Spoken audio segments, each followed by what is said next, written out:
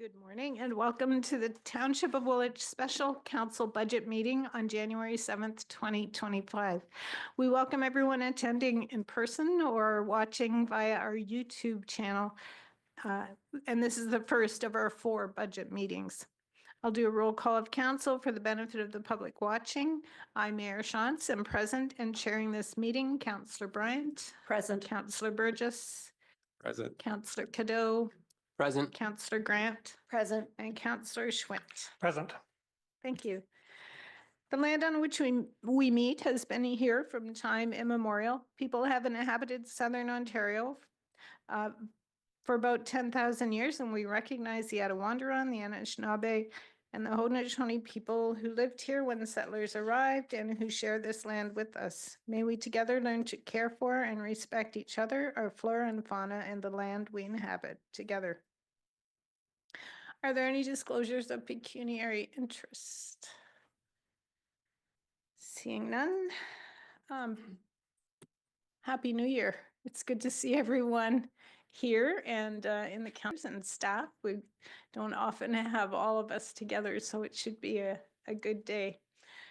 This is our 3rd budget together, and I, for one, am excited about the difficult decisions that we have to make. It's not going to be an easy process, but I know that we'll do it well. Our first budget together was new, and it was a challenge to grasp all the pieces and nuances that make up a budget. Last year, we spent some time discussing the overarching principles of decision making. And I know you've wanted to have a chance to have an in-depth discussion on how our budget and business plan fit together with each of our philosophies for the future of Woolwich. Director Lynn has prepared a good overview of the state of the economy, and I hope that we can bring the vision of staff and council and the broader community together today. I was chatting with some local community leaders recently about the many differences of worldviews and opinions that people hold. We each have our own lens and life experiences that define how we see the issues of the day. And around this table, between council and staff, I think we have a fair representation of the many positions that are held in our community. So as we deliberate this year's budget, we need to remember that we've been elected to apply our collective wisdom as we consider the broader view. How we bring competing priorities together to ensure the success of the township will define Woolwich for years to come. We need to consider our past, our present, and our future. The low level of our reserves mirrors other municipalities, but needs to be addressed before we are in dire straits. Our CAO and directors will lead us through the challenges that they, and by extension, we face. Fall, we ask staff to come back with a budget that shows us what a 7.5% increase in operating might look like and what a 2.5% increase in operating would look like. And they've done that heavy lifting. It's up to us now to set the course for the coming years. We've been saying for the last few years that we're at a turning point in the township. We are more than a rural municipality, but we are rural and urban and growing, especially in Elmira and Breslau. We're already in the top 15% of municipalities across Ontario by population, and that includes regions and counties when you put all the populations together. So we're not small. And yet our population is spread across an area that is almost a quarter of the total region. So we're spread out. We are medium-sized. We're not large. We're not small. We have more roads. We need programs spread across multiple centers that are spread out. We need to respond to the different cultural differences that exist across the township. So we need to support our important agricultural industries, including local family farms and high-tech businesses. We're a diverse community with a multitude of needs, asks, and wishes. So I want to take a moment to thank staff for the hard work that they've done to date and assure them that our deliberations will be respectful of that work, even as we may have questions about some of the conclusions. I also want to remind Council that staff have spent considerable time and effort bringing their best advice to us. And I look forward to the discussion and how we can spend this time together to come to good decisions. And now I will turn the floor over to David for some comments. Thank you, Madam Mayor. Before we got started, it was over the holiday season that I read a very interesting, it was like a short article on LinkedIn, and it just was the type of article that resonated as we go into budget season. And I thought it was really appropriate to share because it speaks to the challenges and the choices and the realities of trying to meet everybody's expectations in the community and still do so and balancing the budget. So instead of actually reading any sort of outlook like what was put in the budget binder, I thought this was an interesting place to start. So full disclosure, yes, I've borrowed it, but I thought it was really appropriate to start. Local government operates in reality, or at least we're supposed to. That's the expectation. But every day, we're asked to reconcile expectations that don't always truly align. People want low taxes, high quality services, infrastructure maintained, new recreation facilities, extreme ultimate efficiency, and often would prefer low density living, all at once. They want roads without potholes, emergency services that arrive in minutes, parks that are pristine, and infrastructure that never fails. Yet, it's also a demand for lower taxes and an ask and a request for less government oversight. People would prefer if government wasn't so involved. And a streamlined bureaucracy. Wish list that, when placed together, collapses unfortunately under the weight of its own contradictions. We've set the expectation for an entire generation that government can be all things to all people at either low cost or free. We have set an unrealistic expectation. It just can't be that way. Every dollar spent in one area is a dollar denied in another, and every dollar taxed is a dollar denied to a taxpayer. What complicates things further is that more often than not, people want inefficiencies fixed, but only where it doesn't affect them. The underlying message is unmistakable. Fix the inefficiency, just not in what I value or what I would like. Address everything else, but leave my services untouched. Streamline the system, but don't cut my program. Reduce spending, but not in my backyard. These difficult, conflicting demands are not just theoretical. They're playing out right now at every council meeting, budget session, and public hearing right across this province. Local governments, as we know, are the last line of defense against the confusion created by these unrealistic expectations. Unlike the provincial or federal governments, our senior partners, we can't print money. We can't ignore the numbers. We can't pretend the math will just work itself out. Every decision we make is tied to finite resources, real budgets, and the reality that there are trade-offs that are unavoidable. Every day, we increasingly face pressure to deliver the impossible. Nowadays, unfortunately, with social media, it fuels a lot of misinformation, spreading the idea that every problem has a perfect and easy solution and that experts are somehow the enemy. The hyper-political and antitrust of the government rhetoric and environment at the national and sometimes very much fuel these perspectives at the local level. The result, we create a perfect storm of public demand, political indulgence, and refusal to face reality. We as local leaders are expected to fix everything with fewer resources than our counterparts at senior levels, by far. Meanwhile, we're told to cut bureaucracy, improve efficiency, and keep taxes low, all while delivering actually more to meet the expectations of the communities we serve. This isn't fantasy land, it is real life. We are working every day, and we need to work every day to make the best decisions possible for the communities we serve. But I think what we're starting to find now is that there's limits. Government is not magic, money doesn't grow on trees, and for every service provided to one, something else, unfortunately, ends up being sacrificed. I think it's important that we need to stop pretending we can have it all and start grappling with the reality that priorities mean choices. The real work of local government is rooted in those choices. Simply put, as we've talked before as a council and staff, it's come to a point where we just can't be all things to all people all the times. It's just not realistic. Tough choices need to be made. The challenges are real in terms of what we face before us.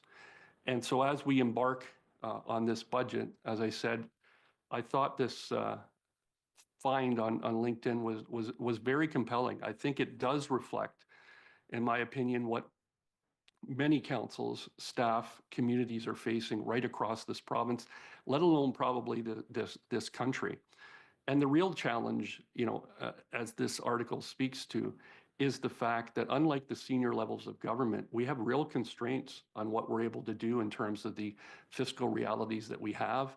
And that's another challenge that we have to face. But the reality with all of that is that, as we've said to council before, it wasn't too many years ago that we were a population of 25,000. As we know, it's projected to be 50, maybe 60,000 by 2051, with some of the changes that have been now made with the official plan and the growth projections. The reality of that is we need to understand not just where we've come from, but more importantly, where we're at now, the challenges that we face, and how we prepare for the future. And I think like never before, this budget is really a budget about how we also think about how we have to start preparing for a future, because it will be important that we can't continue to operate as a municipality of 25. We have to look at the realities of where we're growing as a community and what the challenges that we face and what we need to meet. So with that, I will end there. But as I said, I thought it was a compelling thing to share because I think it does really face the realities that we're all facing and the challenges that are real and the choices that are to be made. Thank you. Thank you, David.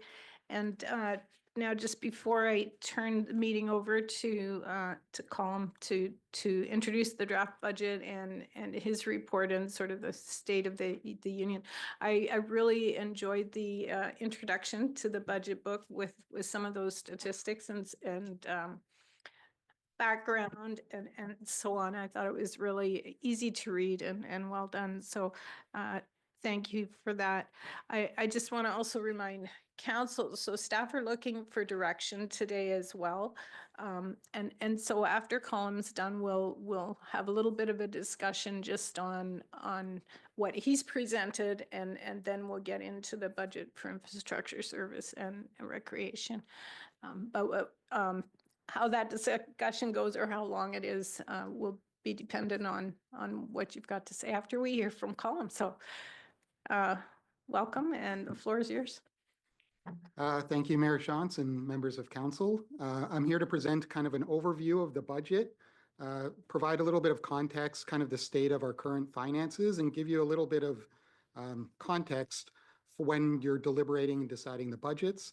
Each individual department will also be presenting their budget. First, it's going to be infrastructure services and then recreation and community services. And they'll get into more of the detail. The purpose of this presentation is to give more kind of a higher level kind of picture of our current state. As Mayor Shantz mentioned, this is my first budget going through it. So I have been trying to make some minor tweaks along the way, trying to incorporate some of the best practices. It's been kind of an eye-opening journey for me as well. Learning kind of, I'm building the airplane as I'm flying it kind of thing. And it's been a learning and growth opportunity for sure going through this budget. But I think we have a solid document in front of you for your discussion and deliberation. And hopefully we made it a little bit easier to kind of decide what kind of items that you may want to reduce or add into the budget. And hopefully this presentation also provides a little bit more context on some of the work that we're doing. So the first piece really is the budget is just one part of the overall business cycle. As Mayor Shantz alluded to, the strategic plan and work plans and business plans really drive the priorities of the organization. The budget resources those priorities. We deliver, departments deliver those services, And then reporting, we report back on that service delivery based on how we performed. And it is a cycle, so those should be informing kind of other plans, which should inform the budget, which should inform service delivery. So this budget overview, there's kind of 6 parts, and I'll try not to labor too long on it, but I think it's useful to give you that context and that overall financial picture. Giving you that budget context, financial picture, some of the operating budget highlights, some of the capital budget highlights, some of the future work that's required on the capital plan in particular, and then some council deliberation approaches, what we tried to do this year, and provide different deliberation lists to make it a little bit easier for council. So the first piece with a little bit of budget context. Again, as Mayor Shantz alluded to, the budget parameters review asked for a base increase, directed staff to prepare our budget with a base increase between 2.5 and 7.5%, and an infrastructure levy of 2.5%, a total tax increase of between 2.5 and 10%, or 5 and 10% with the infrastructure levy. So we did provide 2 separate lists, one of how we got down to the 7.5 at the upper end of the council direction, and then the other list shows how we would get down to the 2.5% amount. This year we did do a budget survey, and we did have in-depth public consultation. This is just the high level, one of the probably the most important one of how residents feel that they got value for their tax dollars. Around 58% of residents feel that they get fair or good or very good value for their tax dollars. There was a spectrum of responses, but we did go out and try to incorporate any of this public feedback into any of the prioritization and some of the budget preparation here. Again, to show some of our tax rate comparators, this is the average household assessment. So every municipality has a different assessment rate, but based on our average household and compared to other average households, Woolwich is the lowest of our comparators based on the average assessment value. So we do have very low tax rates, considerably below the average, but also below our immediate comparators. So we are trying to do as much as we can while trying to deliver value for the taxpayers. Also presented in the parameters report, just to give you an idea again of context, the 7.5 and 2.5% increase and the total 10% increase would give a approximately $116 increase in the average residential assessment. That's compared to, say, the region, for example, which has over double the amount of tax dollars that are allocated to it. So the majority of the tax bill is really to the region, and it's originally proposed at 10%, but it was actually at 9.5%, but it's around a $250 increase for the region compared to our proposed 116-ish dollar increase for 10% increase. The school board hasn't changed in many years. That's driven by the province, so that's been flat. So there will be no impact on taxes related to the school board. And so just again, for context, a 1% tax impact is about $11.60 or $160,000 as we're going through the budget. So we need to reduce approximately $160,000 in order to affect a 1% tax rate impact. I won't spend too long on this. I think a lot of people are reading the newspapers and understand kind of some of the economic headwinds that we're dealing with, and potentially a new federal election, which was just announced kind of yesterday.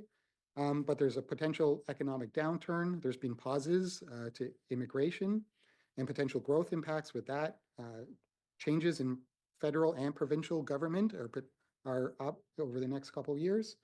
With the new election in the US, we have a falling Canadian US dollar exchange rate, and a number of our equipment is based in US dollars, so that's going to have an increase there. Potential retaliatory tariffs are being proposed as well, which could increase the cost of construction in a number of items. We have been growing, and we're projected to grow even further, and these growth needs and land acquisitions will place further strain on our finances. And we're still feeling the impacts and the after effects of some of the inflationary impacts. So there has been very large CPI inflationary impacts, but as being presented to council previously, we follow a higher cost of construction increase, and it's somewhere around 40% over the last 5 years. The capital costs have been increasing much higher than the standard rate of inflation. So we're still feeling the effects of some of those. So with that, some of that context, I wanted to provide also a snapshot going into the budget deliberations. Some of this information was provided in the budget book, but I'd just like to talk a little bit more about that as well here. So I presented to council a financial framework, a long-term financial framework, and 3 pillars were contained in that. And they're useful kind of pieces to understand kind of the total picture of finance in any municipality. The first pillar is sustainability, which really looks at our long-term fiscal sustainability, ensuring that we have a long-term framework, we have long-term thinking, and we have a long-term approach. And because of our current reserve and reserve fund position, we probably don't have very good long-term sustainability or long-term planning. Adaptability is really having kind of the fiscal firepower to respond to risks and to challenges and to seize on opportunities. And those also require appropriate reserve balances and also having a risk-based approach to finances and to priority setting. And the third pillar, which is equally important, is responsibility, to making sure that we're setting taxes and utility rates at a reasonable level to ensure that we're respecting the taxpayer and making sure we're affordable, understanding the burden that we're putting on there. And I believe, like in recent times, we probably put more emphasis on that responsibility or the affordability side, which sometimes can come at a cost of the sustainability and the adaptability sides. So again, just a quick overview. We'll be presenting operating budgets and capital budgets. The operating budget is the what you would think of as the day-to-day kind of expenditures. They're kind of annual expenses, things like salary, wages, supplies, contracted services, purchased goods. We also include reserve fund contributions and debt payments in that operating budget. So that's what a lot of people think about when they think about the budget. But there's also the capital budget, which is more long-term in nature, which includes things like new arenas, a new fire truck, infrastructure, road widening, asset renewal, and also growth-related servicing. And the connection between the operating and capital budget is really these, either the capital levy, which is a direct contribution from the tax levy to the capital budget. It could be through reserve funds, where we have reserve contributions, which are building up reserve funds and then drawing down on reserve funds to fund the capital budget. And then also debt. You can use debt to fund capital projects, but then the debt payments need to be incorporated into the operating budget. And I would say this is really the long-term, the capital budget and the interaction between the operating and capital budget is really the crux of long-term fiscal sustainability and a long-term framework. Again, just at a very high level, this shows just a quick breakdown of the total expenditures in the municipality. Staff costs still make up a considerable portion of the operating budget with some equipment costs, operating material costs. And then on the capital side, which is the blue bars here, things like IT has about $500,000. Infrastructure renewal or the infrastructure assets are really the bulk of the expenditures on the capital side, with some expenses on the equipment side, and also with parks and facilities here. So that's kind of the breakdown of the operating and capital components there. So one thing to think about, again, that connection between the operating and capital budget is the debt, your debt position. And so the green bars is the closing 2024 balance, and the purple bars are the anticipated 2025 balance. So the tax-supported debt has increased, really related to Breslau Drain 1, and I'll talk about that in a little bit. Utility rate supported budget is due to the Elmira Drain project, or the pumping station, sorry. So that's an increase, should be coming online in 2025. And then there's this internal borrowing, and there's two graphs here.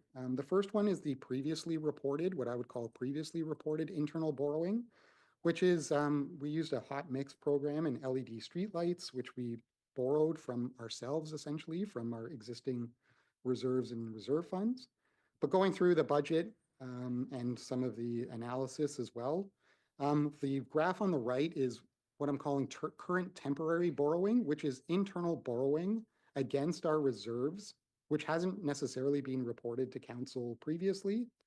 And that would include things like the equipment reserves, which we have a large deficit, the utility deficits, which are essentially borrowed against other reserve and reserve funds, and also against our working capital reserves, which includes the Breslau Drain 1 project, which is approximately $5 million to date. So essentially what we need to do for those temporary borrowing is borrow against our reserves to identify a funding source, and it's temporary in nature. So eventually we should be able to pay back this temporary borrowing, and that's why you see the purple graph go down, because that is the external debenture from Breslau Drain 1, going from internal temporary borrowing to tax-supported debt over here. But that is a pretty significant amount of temporary internal borrowing for the municipality. So internal borrowing really isn't a common practice. I've only seen it twice in my career. And in both instances, it requires really two things. The two things are really very high reserve balances. You need to make sure you have substantial reserve balances in order to borrow from. So if you're borrowing against those reserves, you need to have very high reserve balances so you don't impact the cash flow operations of the municipality. And because of that, you need very strong cash flow forecasting and a good understanding of your cash flows, the money in and money out, to really understanding your ability to borrow and to repay some of that pieces. So as being reported to council previously, we do have cash flow concerns at the moment. That includes water and wastewater reserves, which are in a deficit position. Our equipment reserves are in a deficit position. Some of the timing on some of our grants, we need to do some of that work before we receive the grant. So we're essentially front-ending some of that work. And then I also mentioned the Breslau Drain 1 project, which we've spent $5 million to date, which we don't have necessarily a funding source identified. So it's taken out of working capital reserves in order to fund that project until we can external debenture or recover from developers. And we're working right now to secure funding from developers and from the region for that. But that does take an even further constraint against our current reserve balances. So going forward, I wouldn't recommend any future internal borrowing against any reserves because we don't have those high reserve balances and we don't have the sophistication in our cash flow forecasting to really manage some of that. So again, looking at our reserve and reserve fund projections, this was the October 2024 projections, and the two items highlighted here were the equipment reserves, which we've taken steps to identify, and the water and wastewater reserve funds. So again, for equipment reserves, we have identified that that is a priority. I believe it was identified last year. So we've increased the fire reserve contribution because it is being driven by fire trucks. For example, that's gone from approximately 500 or 600,000 to 1.1 million. So we've increased the annual contribution as part of the operating budget from 575,000 to 800,000 annually. And we've also recommended a one-time use of 1% of the proposed infrastructure levy to top up the equipment reserve. So that will give us another 160,000. So that would be 385,000 increased equipment reserve contributions in 2025, which will help fund some of that equipment deficit. But we still need further analysis and probably likely further increases in future years as we get a better handle on some of those projections. So with that internal borrowing and with the equipment reserves, I revised some of the estimated reserve projections going in here. So I'll just talk again about the equipment reserves. It's very similar to what we showed previously. Again, just for context, the green bars or the black bars here are the 2023 year-end reserve position. The orange bars, what was reported in the 2024 budget, and the purple bars are the latest 2024 reserve estimate projections. So I mentioned the equipment reserves here in the middle. So that's very similar to what we reported previously. The water wastewater reserves related to the operating deficits, again in 2025, has declined substantially compared to last year's projections. Development charges is lower than we projected due to lower anticipated growth. We're collecting less development revenue than we previously anticipated. The development administration reserve actually is higher than we forecasted. That's higher than planned development activity, and development services will speak more to the timing of the development activity. But the one I want to draw your attention to here is the previously reported discretionary reserves, which are all reserves essentially not included in the other categories. And so previously we reported we would have roughly $2.8 million in discretionary reserves, but included in that is a working capital reserve of about $2 million. And we use that working capital reserve to essentially temporarily borrow for any construction related projects. But the amount in that working capital is only $2 million. So we've internally borrowed over $5 million at this point, which exceeds the amount of the working capital reserves and all the discretionary reserves that we currently have available.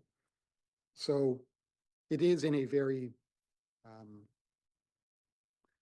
difficult position, but hopefully it'll be temporary and we can secure financing to top up that working capital reserve. So the blue bar here is the same chart, but added the blue bar in here to show with some of this corrective action that we're taking in the 2025 budget, we will be able to address some of these issues. With some of that temporary borrowing will be reduced, hopefully, securing external financing, as well as some developer contributions for some of the developer-related projects, will increase that discretionary reserve balance, like top up that working capital reserve. We'll also be improving our equipment reserves and some of our other reserves, such as our water wastewater reserve. We're pausing on a lot of our capital programs to build up that water wastewater reserve fund. So it is improving in 2025 based on the corrective action that we're taking. But I would still rate our reserve situation as critically low. It's in a critical position. So just some quick highlights for some of the operating budget here. So these are the main operating costs. This is just the operating budget here. Staff costs are driving kind of the primary piece of this. There's a few main factors of that. One is the annualization of previously approved positions. So we don't necessarily budget for a full year. So in any future years, you're going to have annualization impacts related to any positions approved. A good standard practice is not to do this kind of half year or 3/4 of a year practice. So you don't have implications in future years related to approvals. You do a full year kind of impact. The second impact is related to cost of living increases, which is just a general increase in the salary and wages pieces related to cost of living. And then the third impact is people move along the pay grid. Some people may be at step 2 on the grid and they'll move to step 3. And there's also the pay equity and market study position, which are also included in there, as well as a number of new positions, which I'll get into a little bit more. The other ones, they're more or less in line with inflation, equipment costs, facility costs, operating and material costs, and external contracts, very similar to kind of that inflationary level. And the other costs are really related to reserve transfers. So they really shouldn't be included here, but we just include it for completeness. It includes the $400,000 increase in the infrastructure reserve, as well as the increase in the equipment reserve contribution, as well as the building reserve contribution is also included in there. It's all included in those kind of other costs. So those are the kind of the key drivers in the operating budget. I think I mentioned some of these. Oh, the one thing I also missed as far as the staffing costs is the part-time firefighter pay increases. So previously we've been over budget on all of the part-time firefighters for as far back as I could see.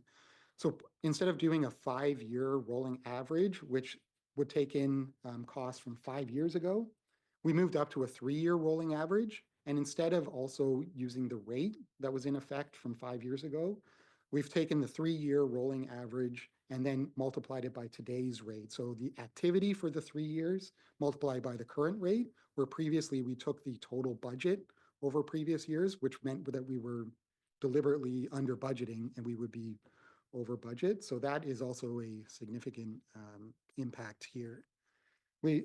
As I mentioned, there's increased equipment reserve contributions. I talked a little bit about annualized cost. Again, in future years, what we should be moving towards is multi-year budgeting. So you don't just see the impact in 2025. We see the impact in 2026 and 2027. Best practice is really a 3-year, multi-year budget. So you could see that. We just have a full single year at the moment. And then the rest of them are really inflationary increases. And there's also investment revenue decreases, and that's related to the decrease in interest rates from the Bank of Canada to try to stimulate the economy.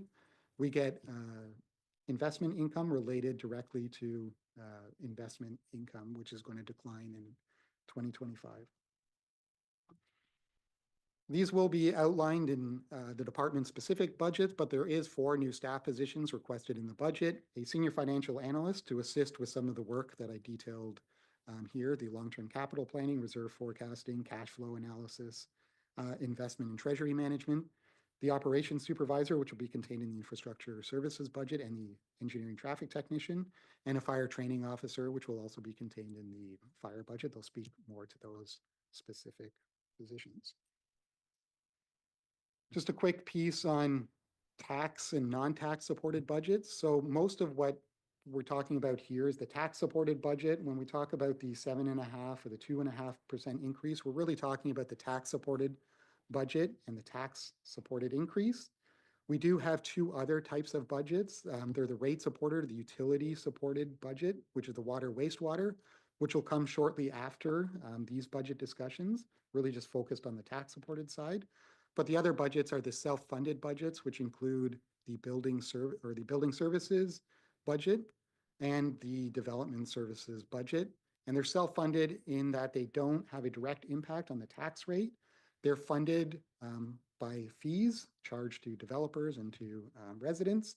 And then any overages is put into a specific reserve related to that. And if they're above or below that, they draw from that reserve. So they're essentially self-funded through those fees. They don't have a direct impact on the tax rate.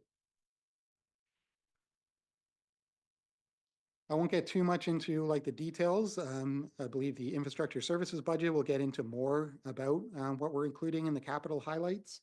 But there's a number of essential capital projects that we're including here. In there, but also we're including the St. Jacob Arena upgrades. Hopefully we've applied for a grant for that, but that's another large item in there. And then the last just small piece, again, we'll be explaining this in more detail in the individual budget, is the finance and HR software upgrades in addition to the infrastructure work that's there. Just quickly touching on the total capital spend. So you'll see that there was something like $17 or $18 million in our capital budget. Historically, we have not spent what we approve in our capital budgets. There is a disconnect between what we're budgeting and what we're actually spending. It's roughly around 50% of what we budget. There's a number of reasons for this, project deferrals, but it's really a big piece is the way we're budgeting. We're rebudgeting the same projects very often, year after year. Essentially, most times you'd have a project approved, it's approved, you won't see it in the next fiscal year. But again, we need to change our approach to budgeting in order to change this. So right now it's very difficult then to track kind of our budget to actuals because our budgeted amounts and our actual spending amounts is quite different there. So we're only spending approximately 50%, around 15 million of our $27 million approved capital budget. So there's quite a bit of work still to do on the capital budget, the long-term capital plan. What we presented here is really a one-year capital budget. Best practice is to really present a 10-year funded capital budget. We don't have the capacity to kind of reinvent the entire budget process this year, but in future years, we really need to ensure that we have a long-term sustainable funded capital plan. Right now, we only have a one-year funded capital plan. So 2025 is fully funded. We've identified funding sources for 2025. But in future years, we have the projects listed, but we haven't identified the funding sources there. So really, we do kind of like a short-term allocation-based approach to capital. So every year, we look at the projects we have, we look at the available funding we have, and we allocate essentially all of the available capital funding to those capital projects. So we can't really build up reserves because we're allocating all the available capital revenue to the current year's capital projects. So that's why we need to take a long-term kind of 10-year approach, look at the 10-year budget and look at the funding available over those 10 years. Otherwise, we can't really build up reserves as we're spending every capital dollar we're being allocated in a given year. So right now, we have a one-year funded capital budget and then a 9-year forecast. The 9-year forecast, I would say, is very low estimate. I think the estimate is much higher than we actually need. But right now, we have a total unfunded amount of 47.2 million in our 9-year capital forecast. I think, again, that's a low estimate. Our DC study estimated a 10-year forecast of over 200 million, and that would just be for growth-related capital, not even including infrastructure renewal. So again, just to fund what I think is a low estimate in our capital project, that would be a $5.2 million additional funding requirement. We're not putting this in this current budget, but that would be an annual funding requirement. And based on, again, that 1% is 160,000, that would be a 32% tax increase to fund our existing capital plan. We're not proposing that in this budget, but that just gives council kind of an idea of the capital shortfall in our long-term capital forecast. So there's a lot of work still to be done on the future capital plan. We need to fundamentally change really our approach to budgeting, particularly on the capital side. I think this is being communicated to council previously. We need to commit reserves against an approved capital project when the projects are approved. It's very difficult to forecast reserves, and this has led to some of these reserve issues because we're not committing the reserves when the capital projects are approved. So it's difficult to understand kind of our current reserve position. That's related to improved project tracking and reporting. So we need project numbers and to track them over multiple years instead of taking an annual approach to capital budgeting. We need to take a long-term multi-year approach to capital budgeting. Hopefully the new financial software will help with that, but we need to essentially change or revamp our entire GL structure to include new GL accounts, project accounts, new structures and formats in order to accommodate a long-term fiscal plan. We need to develop long-term debt models and reserve models. Again, we have a very short-term model on debt and reserves and need to kind of build that out over 10 years. Same with the cash flow models. It's been very clear to me over the last few months that we need to do a better job on the cash flow forecasting, investment, treasury management to understand kind of our current cash position to make sure we have enough cash available for some of these larger capital projects. Developing longer term funding plans related to growth. So when we do long-term growth forecast, we should understand the fiscal implications of those, both on the capital side and the operating impact side, to understand kind of how we're funding and how we're paying for some of these very large growth-related servicing projects. So that's kind of the spiel there. Right now, we have items for council deliberation. I did try to show the overall budget in kind of a budget book format, and try to provide some lists to help with those target pieces. So there's two lists included here. Council still has full discretion to add or remove any items that aren't listed in the budget. But we put in two separate lists. We wanted to put in the first list to show staff some of the work, or to council staff some of the work that we've done to get down to the 7.5% upper limit already proposed by council. And then we provided a second list to show how we would get down to the 2.5% number also proposed by council. I'm not going to go through this list in detail. It's in your budget package, but here's the list of kind of reductions, and there was quite a bit of reductions needed to get down to 7.5%. Just again, for clarity, we've reduced the 2.5% on the infrastructure levy, just for clarity for council's consideration, because we're at 10% with the infrastructure levy. So I just took it out at the top here. We're not taking it out here, but we're just showing you what it needs to do to get to the 7.5%. And then the second list, which is a longer list, which is a more detailed list going from that 7.5% staff recommended budget to all the way down to a 2.5% tax rate increases. And these are all the potential reductions we would recommend or not recommend we could essentially do in order to hit that 2.5% target. But again, going back to a lot of my previous slides, sometimes focusing just on affordability can hurt us long-term and our long-term fiscal sustainability. So just caution on some of the reductions, and think about the longer-term impacts on some of the reductions on our future financial sustainability. One item I do want to just point out here, it's maybe a little bit hard to see here in red, is Councillor Burgess mentioned that our heritage study, which we removed in the previous list, was also included in this list. So we needed to find another 50,000 in order to hit that 2.5% target. So what I've put in here is a potential reduction in investment or increase in investment revenue in order to get back to that 2.5% target. So I took out the heritage study and basically added in another 50,000 in revenue. And that allows us for investment revenue. It's a risk because I reduced the investment revenue by 100,000. We can add another 50,000 back in, and that will also be another way we could hit the 2.5% target. But staff did want to show that we are able to come down potentially to that lower limit that council recommends.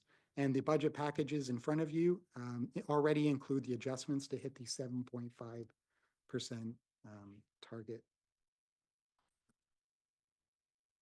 And so that's my long-winded overview, and happy to answer any questions. I guess I'm cut off. We'll switch. Thank you, Director Lynn. That was a good overview. Questions from council on some of the things that have been presented. What page is it on? Which list? You've got it?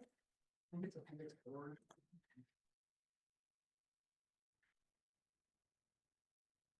Well, while council's kind of looking at that, I guess one of my questions was about the temporary borrowing from reserves. And I remember the previous council, when we talked about that, we did have what we thought was a good a good amount of reserves, and rather than going to the bank and getting money, we thought, why can't we sort of self-fund some of that and then pay it back?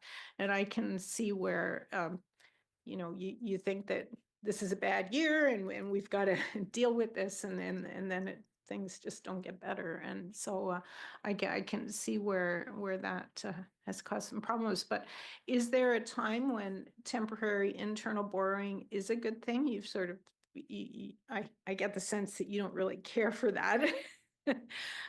But is there a time when that is a good thing, or is there something we should consider there? Through you, Mayor Shantz.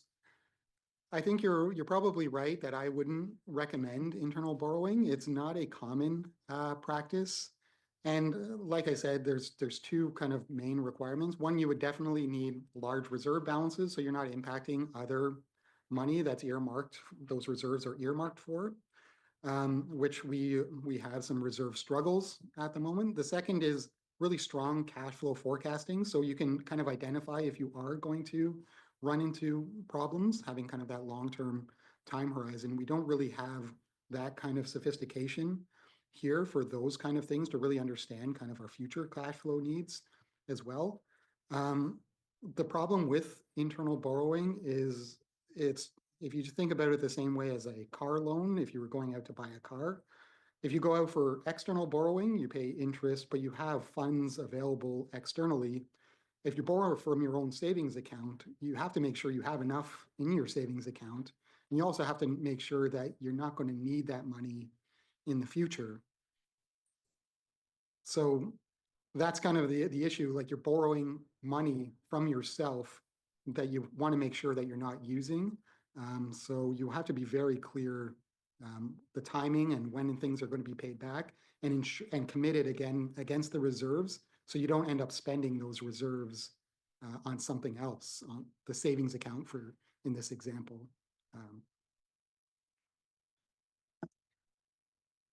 Dave? So one of the things I think is good to highlight, you'll note in one of the charts that column drew attention to the temporary borrowing. But I want to make sure council understood that the most significant thing that was approved in the past year, that, you know, from a magnitude perspective was highly unusual for a municipal drain project, was Breslau Drain 1. Because council may or may not recall that when you do a municipal drain project, a petition is, you know, provided, you need to do the work. But under legislation, you're not supposed to be able to collect until the end of the project. And then you send it out to the benefiting property owners, et cetera. But considering the size and scope of Drain 1, as Colin has noted, you know, we have no choice but to actually reach out, you know, to two options. One, and we've already done this through infrastructure services, is to reach out for a developer contribution, again, to deal with the reality is that we cannot sit and wait for that money. And then also what we need to do is to work with the region, as Colin noted, on an external debenture. Now, further to Colum's point, though, if we had large reserve and reserve funds, you know, of a significant nature, you know, that Breslau Drain 1 project may not have had such an impact. However, I think, as I've heard, you know, council say before, with this particular project, you know, there isn't something that we want to wait on if there's a major contribution coming from a developer, that we could recoup that funding earlier than what normally would be done under legislation. So again, I want to emphasize that what Colum's done in presenting the picture by putting in the temporary borrowing, you know, is to draw particular attention to the significance of the impact of the Breslau Drain 1 and why we're so adamant about taking corrective action quickly to be able to help out from a cash flow perspective. Councillor Bryant. Thank you. Colm had mentioned that our capital budgets, we're spending like 50% of them. We're budgeting for more than we're spending. What are we doing with those excess funds that we're budgeting for but not spending? Through you, Mayor Shantz, that's a good question because I don't. So initially, when you would think that if we're not spending half of our budget, we should have pretty substantial reserves, and we don't have reserves. So what we're essentially doing is we're rolling over projects again in the next year. So we're allocating the money against the reserves, or essentially funding, at the end of the year. So we're not allocating the money at the beginning of the year. So when we get to the end of the year, we're allocating as much as we can, but we still have a little bit left over. And then for the next year, what we're doing is rebudgeting that project with the carryover from the previous year. So we don't necessarily have, say, $10 million in reserves. We're just basically completing the project that we've already approved that we haven't necessarily earmarked against the reserves. And that's how we're able to fund, say, $28 million of capital projects when we only have something like 12 or $13 million in capital revenue, because we're essentially carrying over the previous year's money every year. And that's, again, that short-term perspective, because then we're draining everything in that year and then carrying it over to the next year.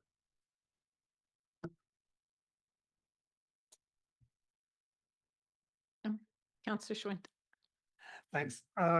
Couple comments. I do want to applaud the efforts on staff in this budget document. I know it's a lot of work, and I think this is the third one we've received. As Mayor Schott said, I'm feeling more comfortable with the format and the content. I don't like the numbers any better, but at least we can have a better conversation about them. So thank you for that. Going forward, a couple minor suggestions I would have is, would it make sense to council to have a separate fire reserve budget? To me, that's just a bigger and bigger ticket item in our books, and keeping it separate may make it easier going forward. And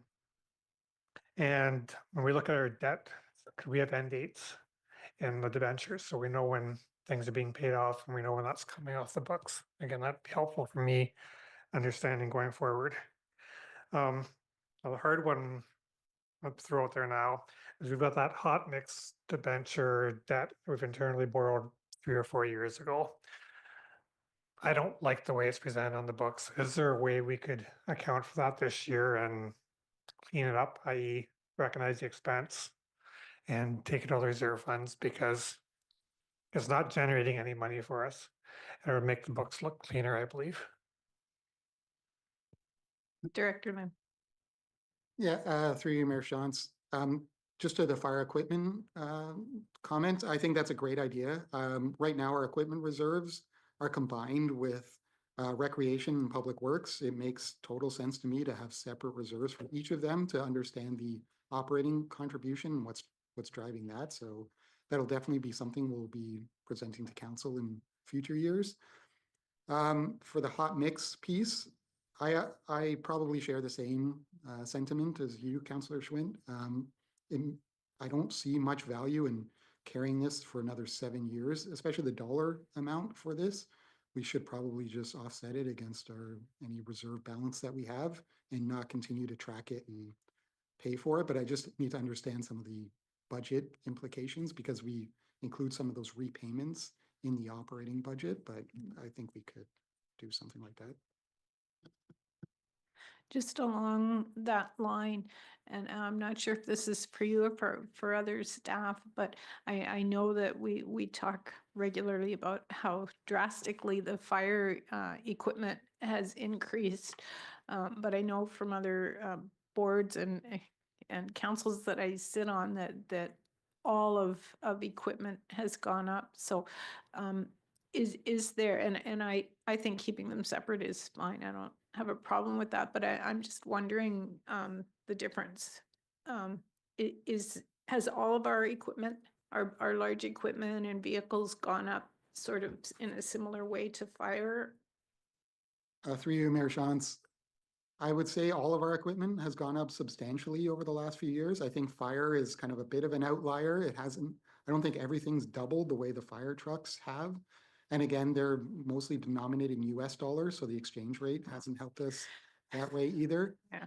The benefit of having the separate reserves is some of our opening balances, it's hard to know what equipment those opening balances in reserves are attributed to, or deficits, that if in previous years we collected it and then we spent a lot on a current fire truck, it's hard to know, do we have enough then in the recreation reserve or the public works reserve? And any of their contributions is essentially going to fund the fire truck. So it makes it a little bit cleaner for that. But all of the equipment has gone up substantially. And as you work towards having a budget that's a longer term, or at least gives us a longer term projection of what things would look like, will some of those pieces then be more easily recognizable or understandable for us? Through your Mayor Shantz, yes. I believe we should have like a full 10-year forecast on all of our reserves, with a long-term capital budget, for example, has our expenditures, but we should have every reserve should have a 10-year projection matched to those capital expenditures. So you would understand the contribution needs for equipment reserves, but also all of your capital needs, your infrastructure renewal needs, your water, your wastewater reserves as well, if you took that long-term time perspective.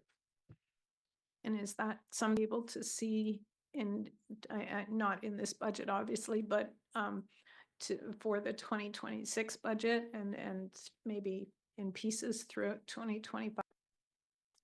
That is my kind of, that is my vision.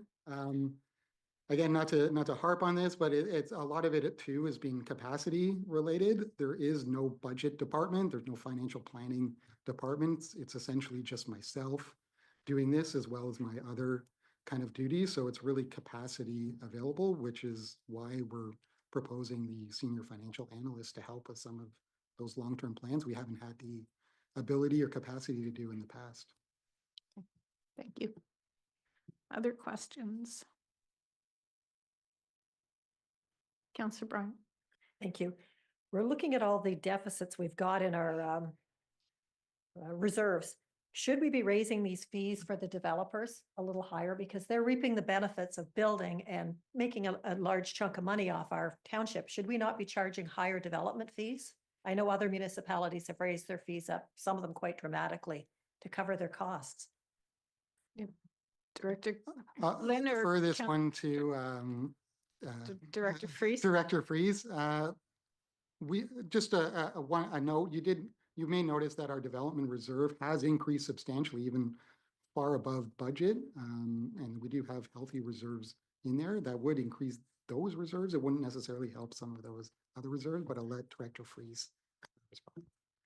Through you, Madam Mayor. So we are increasing our development fees for planning and for development engineering this year. We are adding to our reserves for development engineering with those new fees and the way that we're calculating the fees now.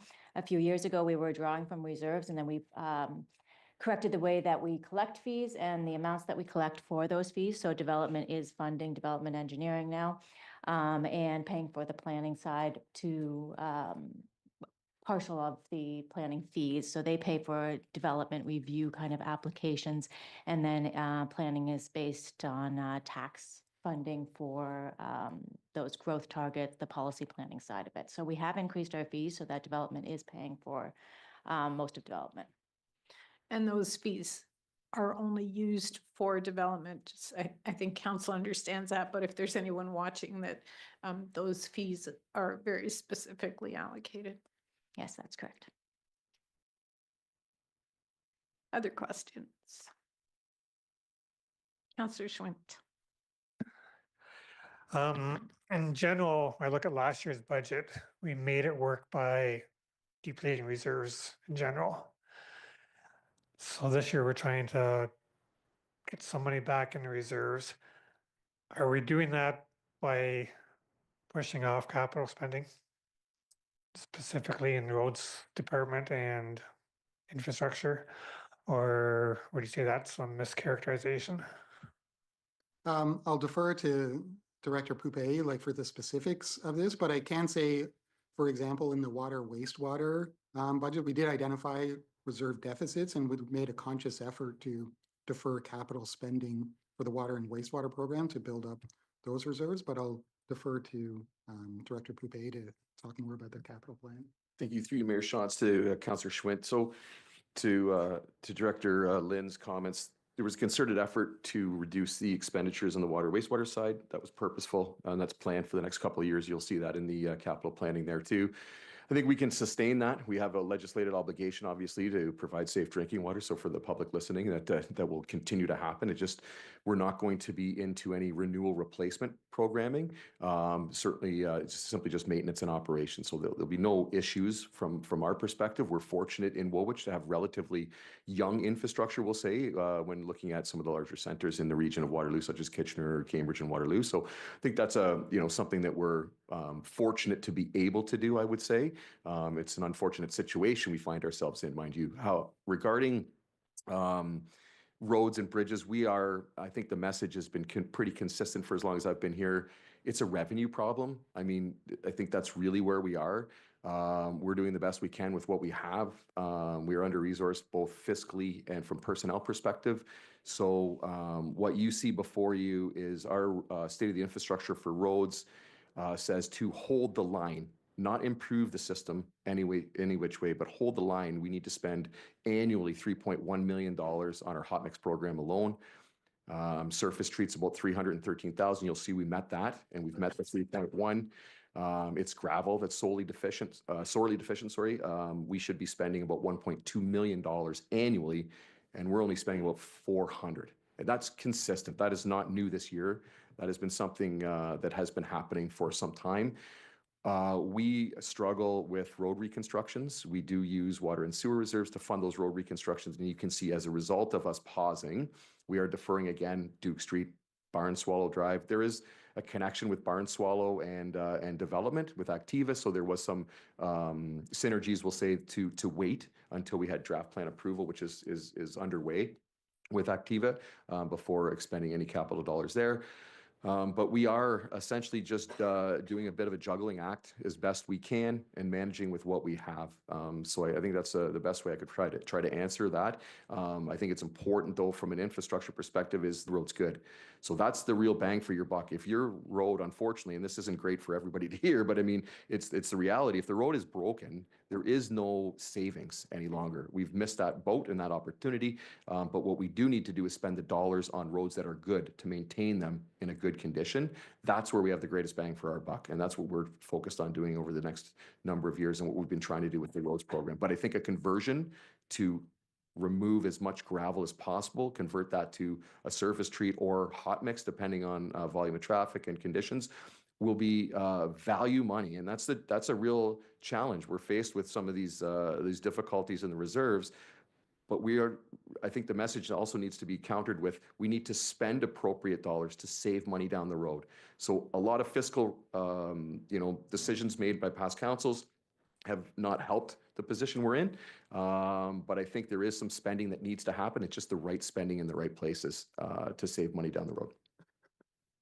I can, just before I get to Councillor Burgess, I can attest to talking about gravel roads almost 20 years ago when I was a councillor, and talking about using tar and chip or whatever it might be to sort of get rid of the gravel. And it was always a cost thing. And that's where we run into sort of getting to the point where when do we have to deal with some of these issues? So thinking back, right, had we dealt with it 20 years ago, we wouldn't be dealing with it today. So I just put that out there because it keeps niggling in the back of my mind as we go over budget after budget after budget and look at some of these issues, and I hear them over and over again. Councillor Burgess. Through you, Mayor Shantz, Director Poupet. Thanks for that description there. I just want to touch on quickly, you said we were delaying water and wastewater infrastructure. Is that mostly new builds and new development, or is that also renovations or fixing other issues? Just thinking about Walkerton and the liability that council has. I want to make sure we're not delaying anything that really needs to be done. Yeah, through you, Mayor Shantz, to Councillor Burgess. I want to be very clear that the system is not in peril. it's not in danger. There is safe drinking water that will continue and wastewater will be collected. Legislative, we have obligations there too. So we're not impacting that. What we are doing is pausing some renewal programs. Duke Street is an example. If anybody's driven Duke Street, the road is not in great condition. We have some water challenges and some sewer challenges, so it needs a recon. It was identified as a high priority, but all this will translate into is maybe we have some service disruptions, water main break that needs a repair. It doesn't mean we're talking about impacting safe drinking water by in any way, shape, or form. So I want to be clear about that, but it just means that it'll further degrade. We may receive more complaints. We may spend some more time and energy on repairing systems that maybe needed to be replaced a few years ago. That's really what we're talking about here. So there's some inefficiencies potentially, but certainly not a public health and safety concern by any means. And just to Director Lynn, then understanding that, and maybe to Director Pubic too, that this is a 1-year pause, a two-year pause, so that again, when you get to that sort of broader, longer term outlook, we would see those projects coming back on the books, and hopefully everything would be in a better place. I'm assuming that's correct. I will defer to Director Pubic, but basically we were aware of the fiscal constraints, and I believe the capital budget was adjusted accordingly in the timing and things. We would still need to deal with the funding challenges in future years. Just pushing it off doesn't necessarily find the funding in future years, but I'll let Director Pubic. But it gives us a reserve. And then presumably those dollars that are going into reserve can then start to be used for the projects. Yeah, Director Pubic. no, I think it's just to add there is it was a strategy that we put in place this year to pause to help build the reserves. But I think what Director Lynn was saying as well is that we still need to right size the rates for both water and sewer. I think there's a combination there. So while this will help, we'll limit the spending for those assets. We're still needing to look at those rate increases, because I think the last time we looked at this was mid 2000s. I mean, that just gives you a sense too that lots has happened in the last 20 odd years. So I guess I would hope that those rate increases, then if we're pausing for 2 years, those rate increases over the next couple of years would put us in a position that we would be adding to the reserve similar to the amount that we're taking out of the reserve for projects in a couple of years. Through you, Mayor Shans. Yes, but again, the way I think about a capital program is the long-term perspective, 10 years, 20, or even 25 years. So if it needs to be done at a certain point, deferring it a year or two to build up reserves doesn't really make any difference. If the work needs to be done, you either borrow up front to do it, that's where debt comes in, you make the payments, or you build up reserves and then pay for it. The cost is essentially the same on the timing if the work needs to be done. But that needs to be built into the rates today. Yes. And I go to Councillor Schwint, who I know agrees with that. Yep, and you were going down the same path I had. I want to make sure what's changing in 2 years. And I'm not getting the warm fuzzy that enough reserves will be built up to all of a sudden start that capital project again in 2 years' time. So I'm going to turn back to the other question you had, Mayor Shaw. It's about the budgeting forecast going forward. At some point, I'd like outside of the conversation, set some goals for the 2026 budget in terms of capital budgets. Last winter, we had conversations, and all of a sudden we had items in June, August, September for budget. And I think that was a really good process to get to where we are today. Let's make sure we set the plan for next year in terms of what we expect for capital budgets on a 3 and 5 year for next year's budget. I don't know when insert that in the process, but can we put that as an item? How's the best way? Maybe I'll ask David. That's the best way to make sure that we have a chance to look at where we are and maybe where column is in looking at those longer term projections. So I guess I want, through you, Madam Mayor, to Councillor Schwint, I guess I want some clarification in terms of the exact expectations in terms of what the outcome is, because what I think I'm hearing is that would we be able to get to a point as part of this budget process where we would have a better understanding of where we may lie in terms of what our needs are with respect to 2026? Is that what you're saying? No, I'm not going to be that aggressive. Okay. I want to make sure that we set the budget process up for 2026 with higher expectations, so that when we get this budget package, it will include a 3 or 5 year capital forecast, and we set some parameters around that sometime this summer, next fall. And we follow a process.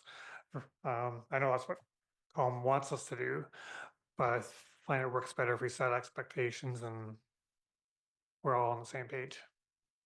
Okay, so Madam Mayor, to you and the rest of council, based on what I'm understanding is it's more of when could we do that from a timing perspective, not right now. I guess it would probably be good is if we could do a takeaway and figure out what would be involved. But obviously factoring in when we normally get into budget, best case scenario is having some discussion with council before the summer break, with respect to some of this. However, as Colm noted earlier, a lot of this is conditional on having the appropriate capacity and resources to be able to do that analysis, to be able to hit those information and data targets that are being requested. I was going to call you Commissioner Director Director Smith. I don't know which council. Are you keeping track of sort of council asks and so on through this? Yes, Mayor Sean, through you and Rayanne. Ms. Okay. Bauman, our executive assistant. We are keeping notes and keeping kind of a council parking lot. If anyone says, can we add this to the parking lot for further discussion of that, and we will bring that back to you when you want. So I wonder if we can put in the parking lot sort of a final discussion on where finance will go for future budgets and how that might look, so that we can give a little more direction and hopefully support to Director Lynn on that. Is that work? Yeah. Okay. Other questions? I have a really broad level question that is possibly and probably rhetorical, but I wrote it down as you were going through, and that's you alluded to the economic challenges that nobody really knows what they're going to look like in the next year based on a lot of different global activities. And what does that mean for our budget? And I sense that because our reserves are low, it might not be a good answer, but do you have any further comments on that, or do you want to leave it rhetorical? Through you, Mayor Shantz, I do have a few thoughts on it. You did mention reserves. So again, just to refer you back to those financial pillars, sustainability is the long-term kind of sustainability, which we've been talking about just now. Obviously, affordability and responsibility is going to be key to this budget and to the taxpayers. But that middle piece, I called it adaptability, which I define as having the appropriate fiscal resources to respond to threats like these economic challenges we're dealing with, exchange rate risks, or potential. If you have sufficient reserves built up, you're better able to take advantage of those economic challenges. And the other piece with that adaptability is also taking advantage of opportunities. So sometimes you can take advantage of strategic opportunities that come your way, not necessarily just risks in responding, but being more aggressive in taking advantage of opportunities. And that's a lot easier when you have large reserve balances built up. So to respond to it, really the only way, you can't predict the future, is just to make sure you have the resources to navigate those opportunities and risks, which are reserves. David?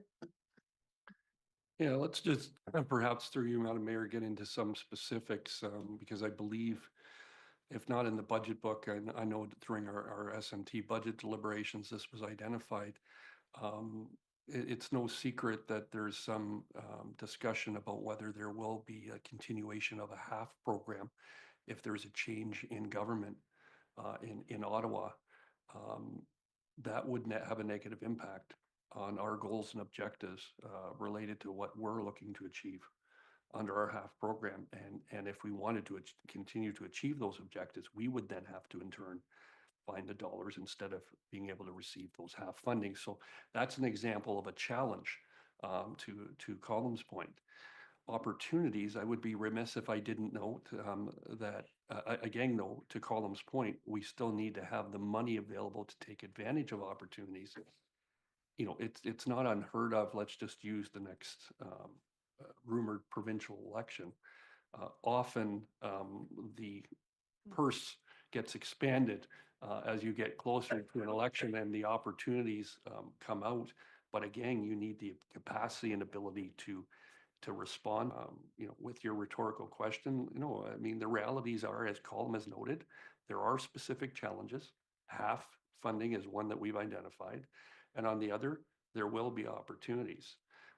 However, long term, I think this is why, you know, it's important for us to, you know, use and leverage, as we've talked, FCM and AMO for a collective voice in terms of what our needs are, our funding programs that are crucial, et cetera, and even the renewed fiscal relationship that we need to have with respect to the future of municipal funding opportunities. Okay, thanks. Any other questions? Councillor Schwint? Mr. Brennan brought up the renewed fiscal relationships we have with other governments, and it's tough for the feds and the province because that's a long ways away. So I'm going to go with the easier one, which would be the region.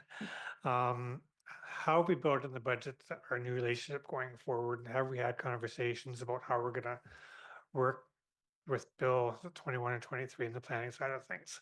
So I believe the township's taken over a whole lot more responsibilities. Is the region going to stop providing them? Are they going to provide them for us at no cost? Are those savings being transferred down to the township from the region? And I know that's a rhetorical question as well, but how do we have that conversation with the regional chair, with regional council, their CAO, whatever, because it's significant dollars. Yeah, we've had some of those conversations as mayors, and I'll maybe turn to David because I know the CAOs have had a number of discussions around it, and there's a bit of a challenge there. Yeah, I mean, it's an important issue through you, Madam Mayor, to council. I mean, it's an important issue to discuss. I believe, though, this is not just a Woolwich specific conversation naturally. I believe it's the area municipalities coming together with respect to conversations with the region, you know, with respect to transfer of funding capacity.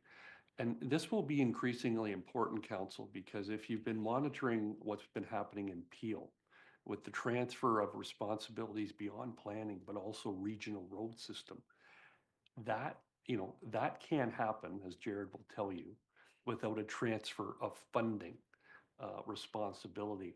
However, Councillor Schwit, I would submit to you and the rest of council, this may be where we need the province in the future as well to be able to help us with that ongoing relationship and dialogue about transfer of funding with the region. Because if we meet some sort of stalemate, but the reality is we're taking on additional responsibilities that have been transferred. That's been the age-old problem. You know, I've been around long enough to say The province over the years has made some decisions in the form of what I'll call the downloading of responsibilities onto municipalities or extra responsibilities. But the transfer of funding never happens. And that also is a pressure point that has built up and built up over the years and also has led to the realities of our current municipal situation. So long-winded way of saying, yes, I do believe it starts with conversations between all of the area municipalities in the region regarding transfer of funding capacity, but failing that, it involves the support and help of the province to perhaps legislate that to happen. That's what probably, potentially would be the worst case scenario. I can also add to that in our advocacy at various times to ministers and also to our MPP. We've talked about the need for the funding to follow both in planning and anything else that there is a change. So they've been aware of that, and I know that was prior to the Peel study that we talked to them about that, and they were very receptive when we talk to them anyway. I'll let Eric have a follow-up and then Bonnie. Okay, so I appreciate that started. I would like to see council kept informed, maybe every other month or so on that, to keep it front of mind. Any support the township, I think, can give our negotiators or people leading that. We need to do it because it's too important to let the region just kind of slough it off. Thank you. Councillor Bryant. Thank you. Question to you. Has the region cut any staffing in regards to the fact that they are not going to be doing this planning? I mean, it would reduce the regional taxes if they started cutting back some of their planning staff because they're not going to be needed anymore. The answer we've gotten to that question is that the staff are needed in other areas. Yeah, don't shoot the messenger. Staff are needed in other areas such as, roads, and that they're still going to be commenting on different planning applications. And so, no, I don't believe there was any reduction. Are you aware of anything? No. Thank you. Anything else? It's almost 10:30, so if there's questions on this, I'll maybe we'll take a 5-minute break and then come back and we can start with infrastructure. I think that's next on the agenda, right? Budget schedule. Well, let's do that real quick. Is that you? Sorry, Mayor Sean, that, and if there was, if you wanted to have a discussion with council, we had also put that on your notes. This was the discussion. Oh, that Yeah, was the discussion. That was a discussion. All right, thank you. Yeah. Is there any discussion on the budget schedule or meeting dates or times? Sorry, I wasn't going to say anything Yeah. other than it's there for, well, actually, no, now that you've asked me, I will say a few things. So it's there for council and the public to know what we're doing for transparency. For any members of the public that are interested, of course, all of our budget meetings are live streamed. For anyone that wants to come to council to delegate, we have been recommending that people come on the night meeting on January 21st. That meeting is at 6 p.m. So if there's anyone that wants to come and speak to council, we've sort of been directing them towards that date. And then the 23rd is sort of an open deliberation meeting for council. So you have a full day to have budget discussions and deliberations. Okay. Anything else on that? Okay, let's take a 5-minute break and then come back and we'll start on infrastructure. Thanks.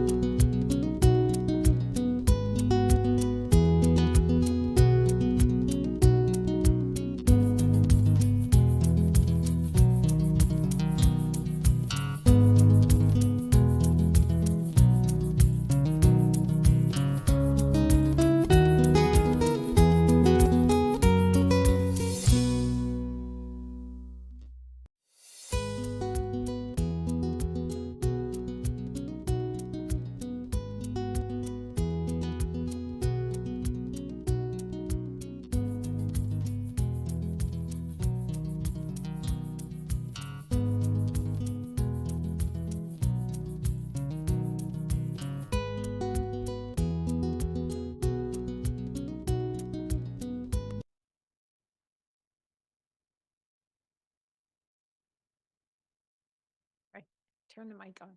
Next on the agenda, we have infrastructure services, and I'll turn the floor over to Director Poupet. Thank you, Mayor Johnson. Through you to members of council. We have a small presentation that is going to hopefully hit some highlights here for our draft 2025 presentation.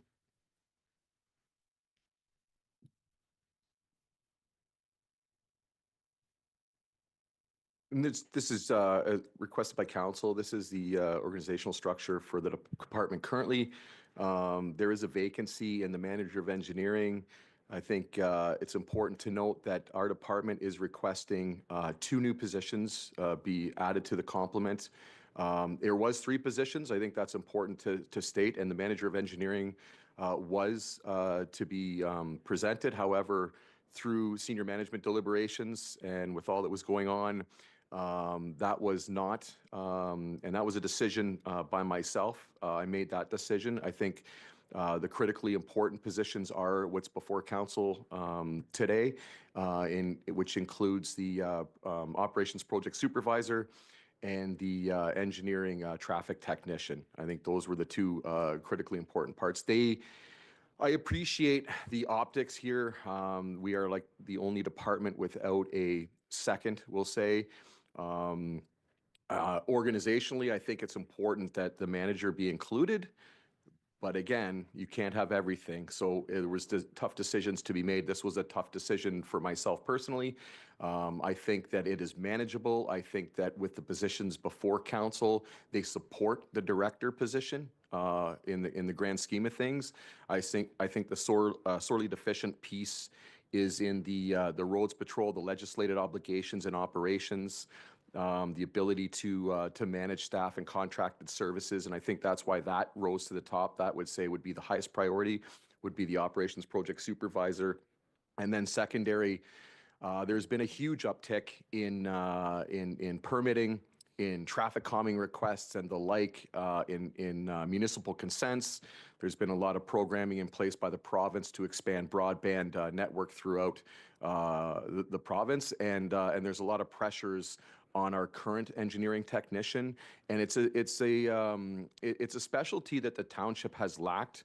We have managed, I think, rather well. I would give compliments to all previous staff and current staff for doing a good job with respect to traffic, but it is a challenge. I think council would probably attest that every time there is an election and go around, that is one of the bigger things that comes to the forefront for the public, and it is a challenge to deal with driver behavior at the end of the day. But there are increasingly more and more requests, and one thing that we have done a good job on is setting framework and policy and procedures around our traffic calming. We have sorely struggled with implementation. And I think that is the time and energy, and there's lots of ways to do that. We just unfortunately haven't been resourced enough to be able to do that and are maintaining the day-to-day stuff. And that's one of the things that unfortunately, again, falls by the wayside. And I think that's evidenced by us struggling with bringing a report before council. There is one planned, by the way, in early 2025. And we discussed that, and we will be presenting that to council in Q1 of 2025 with our request for a traffic calming policy, which would take our procedure and formalize it as a council endorsed policy. So stay tuned for that. But I think that's an important piece to get from here. The manager of engineering position staying vacant obviously puts more pressure on the director.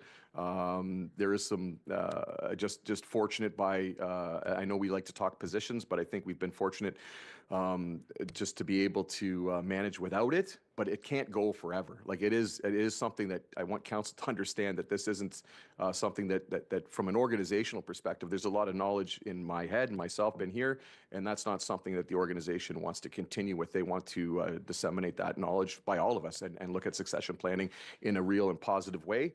And again, most organizations struggle with succession planning. This is an example of where that position is critically important to the township. So it will be coming forward in the 2026. I want to preempt that right now, and that will be a request in 2026. Next slide, please, Ray. Jared, Yes, sorry. Before you move on, can you just show me where the 2 positions you're requesting would fall in that chart? Oh, absolutely. So the operations project supervisor would report to the manager of operations, is where that would slot in there. So you'd have your water wastewater supervisor, your road supervisor, and then there would be the operations project supervisor. And they would report direct to the manager of operations. The engineering technician position, traffic technician position would slot right in there with the engineering technician. So it would be right under there. It would be a report to the manager of engineering in the future, but currently they would all report to the director.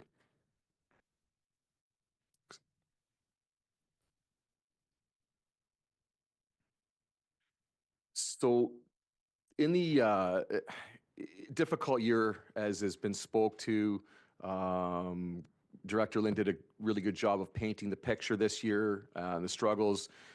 Senior management had a really tough year. We started as early as we've ever started. I think we say that every year, but again, it was true this year.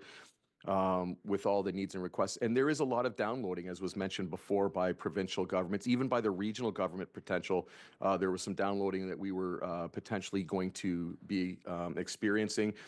And we are the last line of defense. And with that comes a lot of legislated obligations. And unfortunately, there hasn't been funding to sort of help with that. So we have consolidated linear infrastructure. We got minimum maintenance obligations. We are in the process now of receiving likely a wastewater legislation that is going to mirror very much like the Safe Drinking Water Act and the water obligation. So that has been talked about for a long time, but it is actually in play right now in draft form. So we know that's happening. In stormwater management, the province through the consolidated linear infrastructure environmental compliance approval process is legislating monitoring that has not been done before and ensuring that stormwater infrastructure is maintained. All good news stuff from an environmental perspective, from an obligation perspective, but again, it's downloading without resourcing and without funding. So, challenges again that all municipalities face, not just Woolwich, but all municipalities face, and we are not immune to that. So, as mentioned previously, there were 2 requests for positions. Those are critically important. I think for all that we're looking to do, I would say inherently the township has had a fiscal conservative approach. At times, that has put us in a position, I think, from our department's perspective. We typically just keep a lot of balls in the air, manage as best we can, but there really isn't any long-term strategizing. It's really what's right in front of you, running from fire to fire. That has, I would say we have managed as best we can. I think we've done a fairly decent job with our hot mix network. We struggle in other areas. Gravel is something that is sorely underfunded, and that is through our operating program. So we do need more support. We do need more resourcing. We do ultimately need more funding to be able to provide sustainable long-term modeling. That's really the facts. I mean, with all of the best intentions, without revenue to meet, we will just continue, unfortunately, to show either underfunded projects or debenture funding of projects, and that will have a limit to it, obviously, as we have found out with our water and sewer reserves too. We have leveraged those for a number of years to do a number of recons that were important. And I think another piece that council should understand is it's not that we've been selecting wrong programming or inaccurate projects. The township has experienced a lot of growth pressures out of our control. I can think of an example with the Lunor subdivision, for an example that involved William Street upgrades to a water system that probably could have stayed in there for some time. Now it's great for the people of William Street. It looks good. It functions well. We're able to get a lot of enhancements in there, sidewalk and pedestrian connectivity and so forth, and a nice riding surface. But there are a number of projects that are driven by development, and they pay their share. The unfortunate part about development, it's all about getting good development, and you need appropriate resourcing to ensure you're getting good development. Because if you don't get good development at the outset, you are going to pay for it in the long term. And that unfortunately falls to all the taxpayers, even the new ones coming to town, but it is all the existing taxpayers that pay for that. That is very important that we ensure we get good development. So I don't want to paint a picture that development is bad. It is not. They pay for their initial upfront costs, but it is the long-term ongoing maintenance obligations that fall to the ratepayers. And that's why we need to make a concerted effort to ensure you get what you inspect, not what you expect. And that's really critically important. That is very expensive infrastructure to look after and maintain. And unfortunately, we have some of those issues that we are struggling with, but we do as good a job as we can with the resourcing we have. We continue to underfund our gravel road program. That's a challenge. I know council hears a lot of complaints about the gravel system. That does involve one treatment of dust suppressant. And I think depending on where you are, depending on what's going on, many residents on roads would request more dust suppressant. I think that would not be something that they would like to see less of. They would like to see more of that. Certainly we experience that when there are regional reconstruction projects. Despite our best efforts to sign appropriate detours, people always find the shortest way.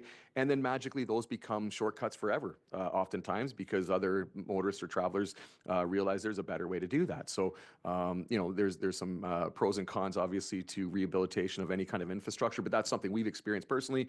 And that caused us to look at some of our surrounding, look for conversions. And I think there is a cost benefit to be had from converting a gravel road to either a surface treat or a hot mix resurfacing roadway. There absolutely is. It is a cost. It's an expensive cost up front, but in the long run, it saves money. I can see a number of our neighboring municipalities have already done that initiative. I think Wilmot has done an excellent job of converting their gravels to surface treat for the most part. And with a surface treated program, we typically go back there every 7-ish years. And there's very little maintenance that happens between those 7 years. There's some patch repair that happens. It's a flexible pavement, but it is very cost effective. And in the right place, it is the right treatment. If you have volumes that exceed 1,000 cars, it's probably not the right treatment. Drainage obviously is an important piece. But I want council to understand that converting roads from gravel to a hard top of some form will save money overall. We spend a lot of money to maintain gravel systems, and we are forced right now with gravel roads that are far too wide, and that's just simply a function of roads spreading out over time, not appropriate maintenance always, and now we have a situation where it's very difficult to reclaim those roads and put them back to maybe where they should be appropriately. So I think more and more you are going to hear staff requesting conversion dollars to go from gravel to a hard top of some form. And it is not in the budget this year. It's not resourcing, and I think that's another a pressure point that we know is important to do. Unfortunately, we don't have the funding yet, so I think we're looking to try to right-size the organization fiscally before we implement some of those programming. Stormwater management maintenance is ongoing. I explained that the government, the provincial government is downloading that, and there's more onus and obligation on municipalities to ensure that the systems that are installed are functioning as were intended. That will be ongoing. There is no end in sight for that, and we need to start that program. So we have improved some of the budgeting there. Council's likely aware that we had gone in and done some tree removal in some areas to help support future development and also to maintain that infrastructure and put it back to its intended purpose. And we're still in that phase right now. In the capital program, we were fortunate enough to receive ICIP funding, and which was both federal and provincial, with the township only needing to implement about 17% of that, and we're able to look to clean out the Weigel Stormwater Management Pond, which was long overdue, and it is a important piece of infrastructure that protects downstream flooding in the downtown core of Elmira. So a very important piece of infrastructure that we were looking to do a clean out on, and we've pegged that at about $1.6 million. We have about 24 to 27 ponds, I believe, so they're not all that. Some might be more money, some might be less money, but if you think of that as sort of an average, that gets expensive fairly quickly, right? And they probably are anywhere between 10 to 20 years, depending on the way they are set up, that we should be in there doing a cleaning, and that's something that the province is going to legislate and make mandatory for us to monitor these and provide the right treatment at the right time. And then we've talked today already about equipment reserves. Infrastructure services is not immune to this, and neither is rec and community services or fire. I think it's true we haven't seen as high an increase, but anything coming from the United States is impacted for sure. A lot of our chassis and frames do come from there. And most things are 2-year timeframes too. I think that's really important to note that if you are going to procure a piece of equipment, a heavy piece of equipment, it is a 2-year build. So when you see it in this year, it is going to take a couple of years before you actually get it in place. So that's important to understand too, is that we're planning for the future when we're showing it in a budget year. We have deferred equipment, and some of those deferrals we are it could be precarious if we're going to defer any further. So I think we've looked at that through senior management, looked at what things could be deferred and what things could not. So what you see in the operating capital budgets are what we are proposing to execute on and not defer any longer. Next slide, please, Ray.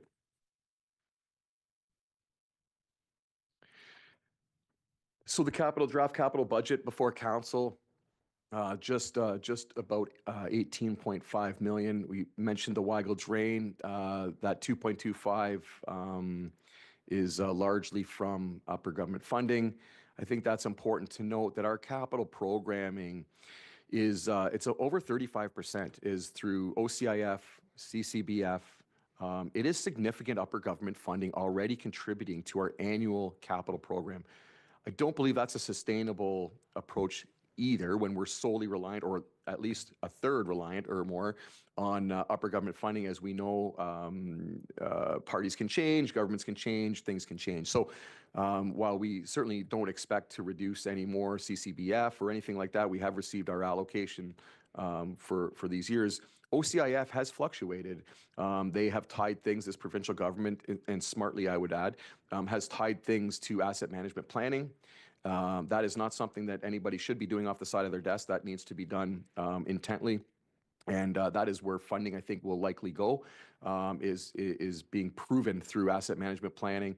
And that's a piece that, again, our department is responsible for, at least housing that position, but all departments have an obligation in that. And we believe strongly that's where the province is likely to go in funding elevate. And we've seen that when we missed a deadline, we were reduced by OCIF. It did come back in some form, but we did miss that. And we weren't alone in that. You know, it's not a woe problem. There's 444 of us. Many don't have asset management plans to date, and they suffer from lack of funding for those too. So it is a reality that we are faced with, and something that is critically important. I wanted to highlight that piece of asset management. Jared, Yes. before you go, does council need any further description of the two funds that Jared was alluding to on there? You're good? Okay, just wanted to check. I apologize for the acronyms. It's like Eastside Land Servicing. Council is aware we went through a very significant environmental assessment process for the Township of Woolwich's Eastside Lands portions in Breslau. We were able to map out long-term servicing strategies for that area and that development area. That is a incredibly important part of Woolwich, and one that needs to be wholly planned for and not done in piecemeal. And that was very important, and appreciate council's direction on that and looking at that holistically with the expanded boundaries that the province had kind of imposed that we accepted. I think that was important. It was very helpful. Certainly from an infrastructure perspective, so that we can manage growth appropriately. And I think that is the real key message here, is managed growth appropriately. We have also, it allows for shovel-ready type projects. It allows for economic development, and we have a large employer that is looking to do a major expansion in that area. And we are fortunate enough to be in a position where we can facilitate that and not have any looking elsewhere, and they are happy to stay in Woolwich. I think that's a really good news story, and council should be proud of that.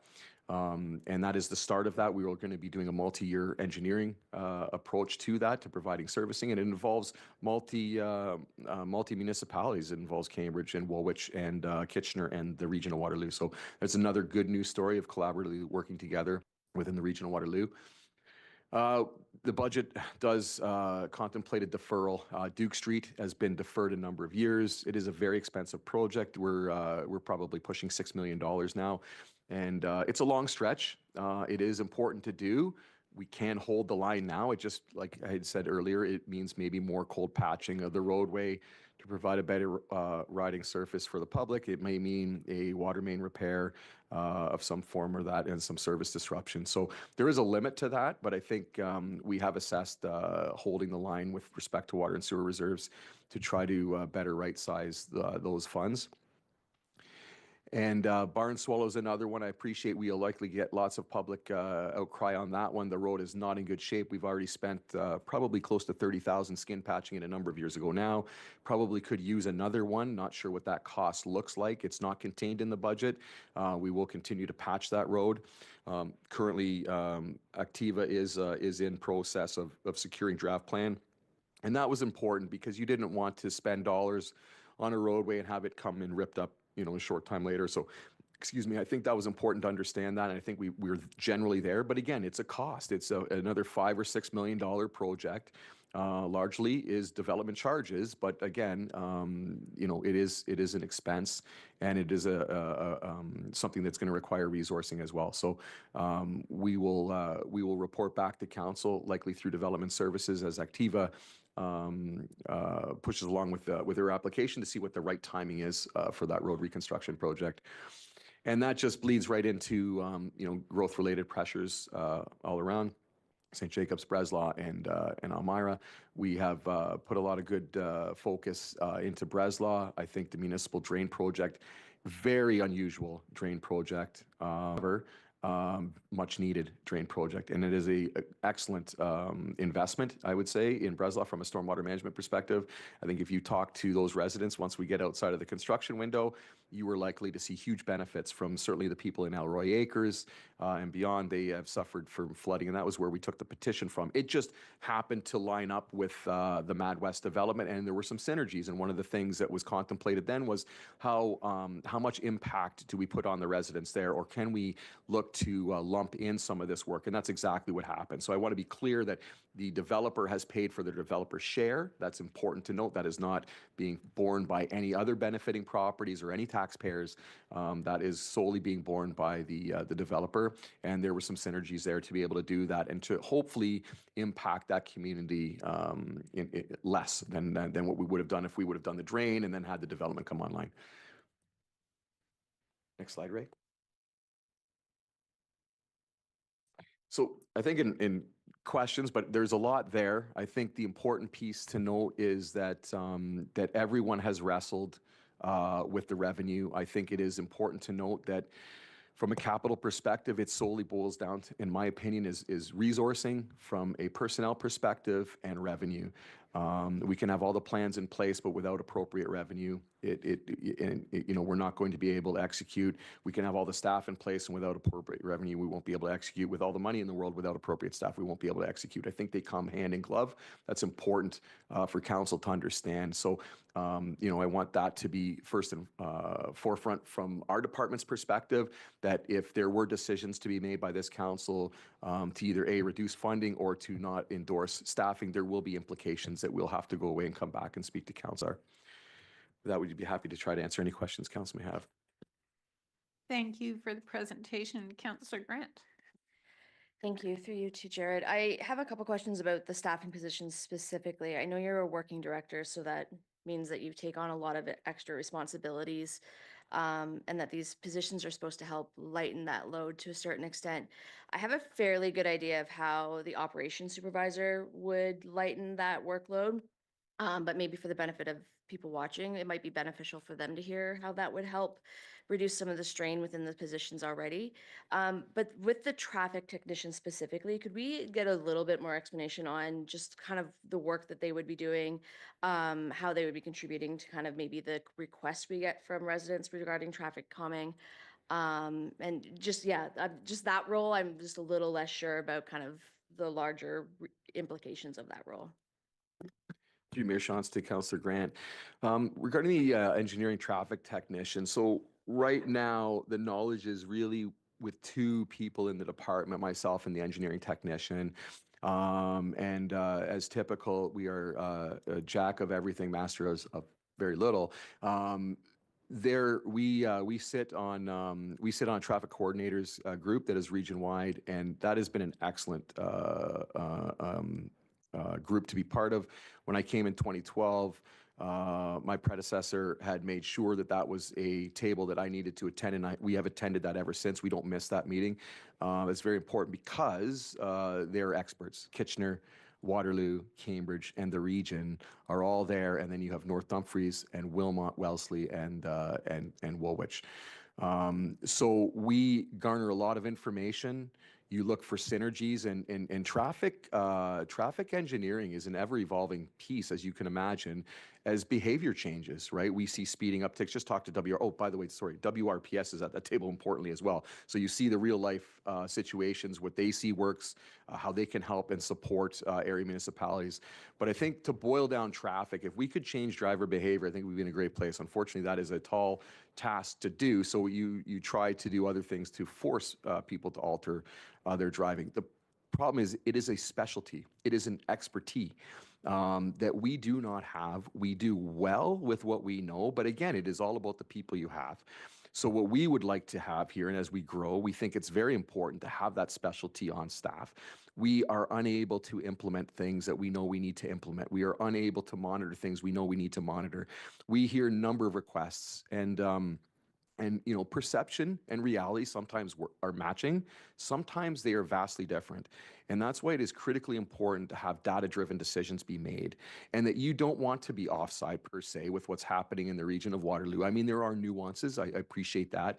But generally, you want a consistent approach. And I think that is inherent in traffic in general, that wherever you drive, you don't have you have consistency. I think that's important.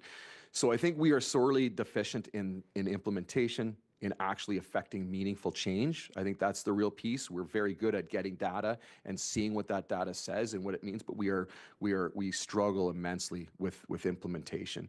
And sometimes that is community engagement. I think that's important. You could have a community in a neighborhood, and you need to do maybe a bit of a public meeting.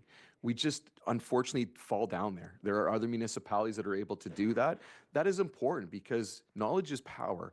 And oftentimes people don't necessarily understand some of the data, and it can be confusing and complicated at times too. We typically only address things when you see 15 at the 85th percentile, sorry. So that means that 85% of people are doing what, right? Are they driving the speed limit or not? There's always, they're flying around the road, but we don't implement things for the foolish, that small percentage, unfortunately. But that is something that needs to be explained. What resourcing is available, tools and so forth. So that is a huge public engagement piece. And I think we need to do a better job of explaining that to the public and having those meetings. We are always doing it in piecemeal, just as people reach out, and we are incredibly reactionary. I know that Waterloo has moved to a proactive approach, and there is a thing called Vision Zero. Kitchener is implementing that. Waterloo is moving to that. I mean, that is a fantastic goal, and this has worked incredibly well in large city centers in the United States. So it works. It is, but we are far, far from that from a resourcing perspective or being able to implement it. But we are aware of it. So it is a bit frustrating sitting on the sidelines sometimes and seeing other municipalities being able to move that. And I think we will continue to stay in this lane, so to speak, if we don't have some resourcing and specialty engineering there. Would you like to hear more about the operations project supervisor? Because I would turn that over to Mr. McGuire. I have a fairly good idea, but again, for the purposes of maybe the people watching, it might be beneficial to get a quick review, but I think Evan maybe had a follow-up. Yeah, go ahead, Evan. Through you, Mayor Shawns, just following up on Councillor Grant's question. Just wanted to get a little more info on it, that position. Always enjoy promoting internally and training up our existing employees. So what would it look like? Recently, we hired 4 road operators in 2022. What would it look like to promote one of them to the new position and take on those responsibilities?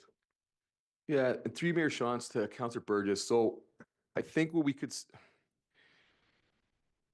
it's not proposed, and there is good rationale for why that's not proposed. I think we would maybe suggest that if council wanted to dive into that discussion a little deeper, we would request to go into closed session to have some of that discussion. It might be more appropriate. But there is good rationale for why that is not being proposed. Councillor Burgess, just to clarify, are you suggesting that rather than adding another position, we keep the same numbers of positions, but just advance? Yeah, So There would be right away, so there would be, we require those 8. I would argue at this stage that the 8 operators are not enough from a roads perspective. We probably need to be in the 12 range. So there, we think we're deficient there. So then to repurpose potentially a position to apply something else, creates a deficiency in another area. That's really, we're not moving the needle, would be my point. We're not really moving forward. And then there are things that I think we would talk in closed if you want to hear further rationale for why that wouldn't be appropriate as well. Yeah, I'd appreciate the closed conversation sometime. And just to clarify, it was just for the operations project supervisor that we promote internally, not for the road to or the engineering traffic technician. Yeah. okay, thanks. Can you or Jeff make sure that we've got that on? So we'll go into a closed later.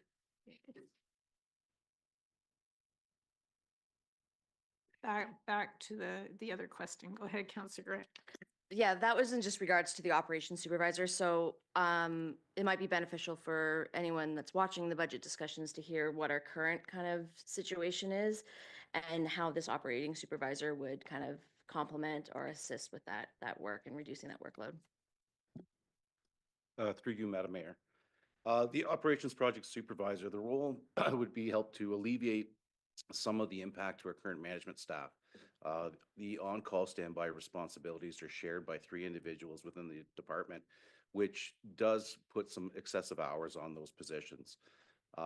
They are on top, and that's included on top of their current duties that they do day to day, 7 till 4 o'clock and through the day. We also would cover over, we have a part-time staff member that is performing part of the roles of that position. That is getting to the point of their career where we know that we'll lose that knowledge. And then we have a number of contracted services that we deal with that are quite involved for our supervisory staff.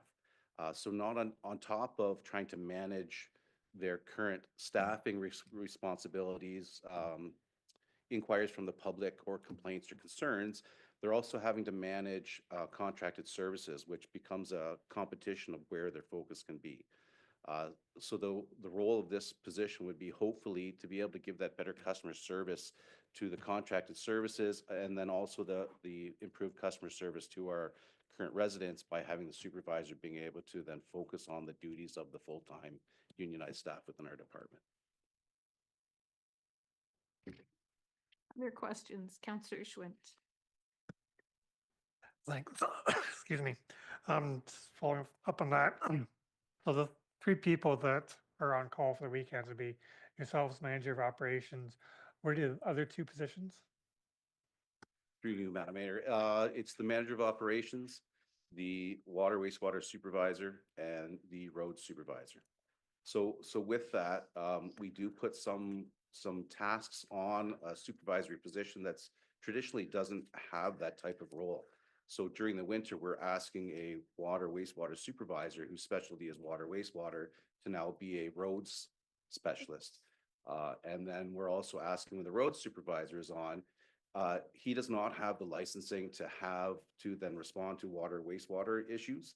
So the water supervisor plus the manager of operations are having to be involved as response for water or wastewater emergencies during the time that the road supervisor is on. So it equates to some positions of having to be responsible or available 26 out of 52 weeks a year.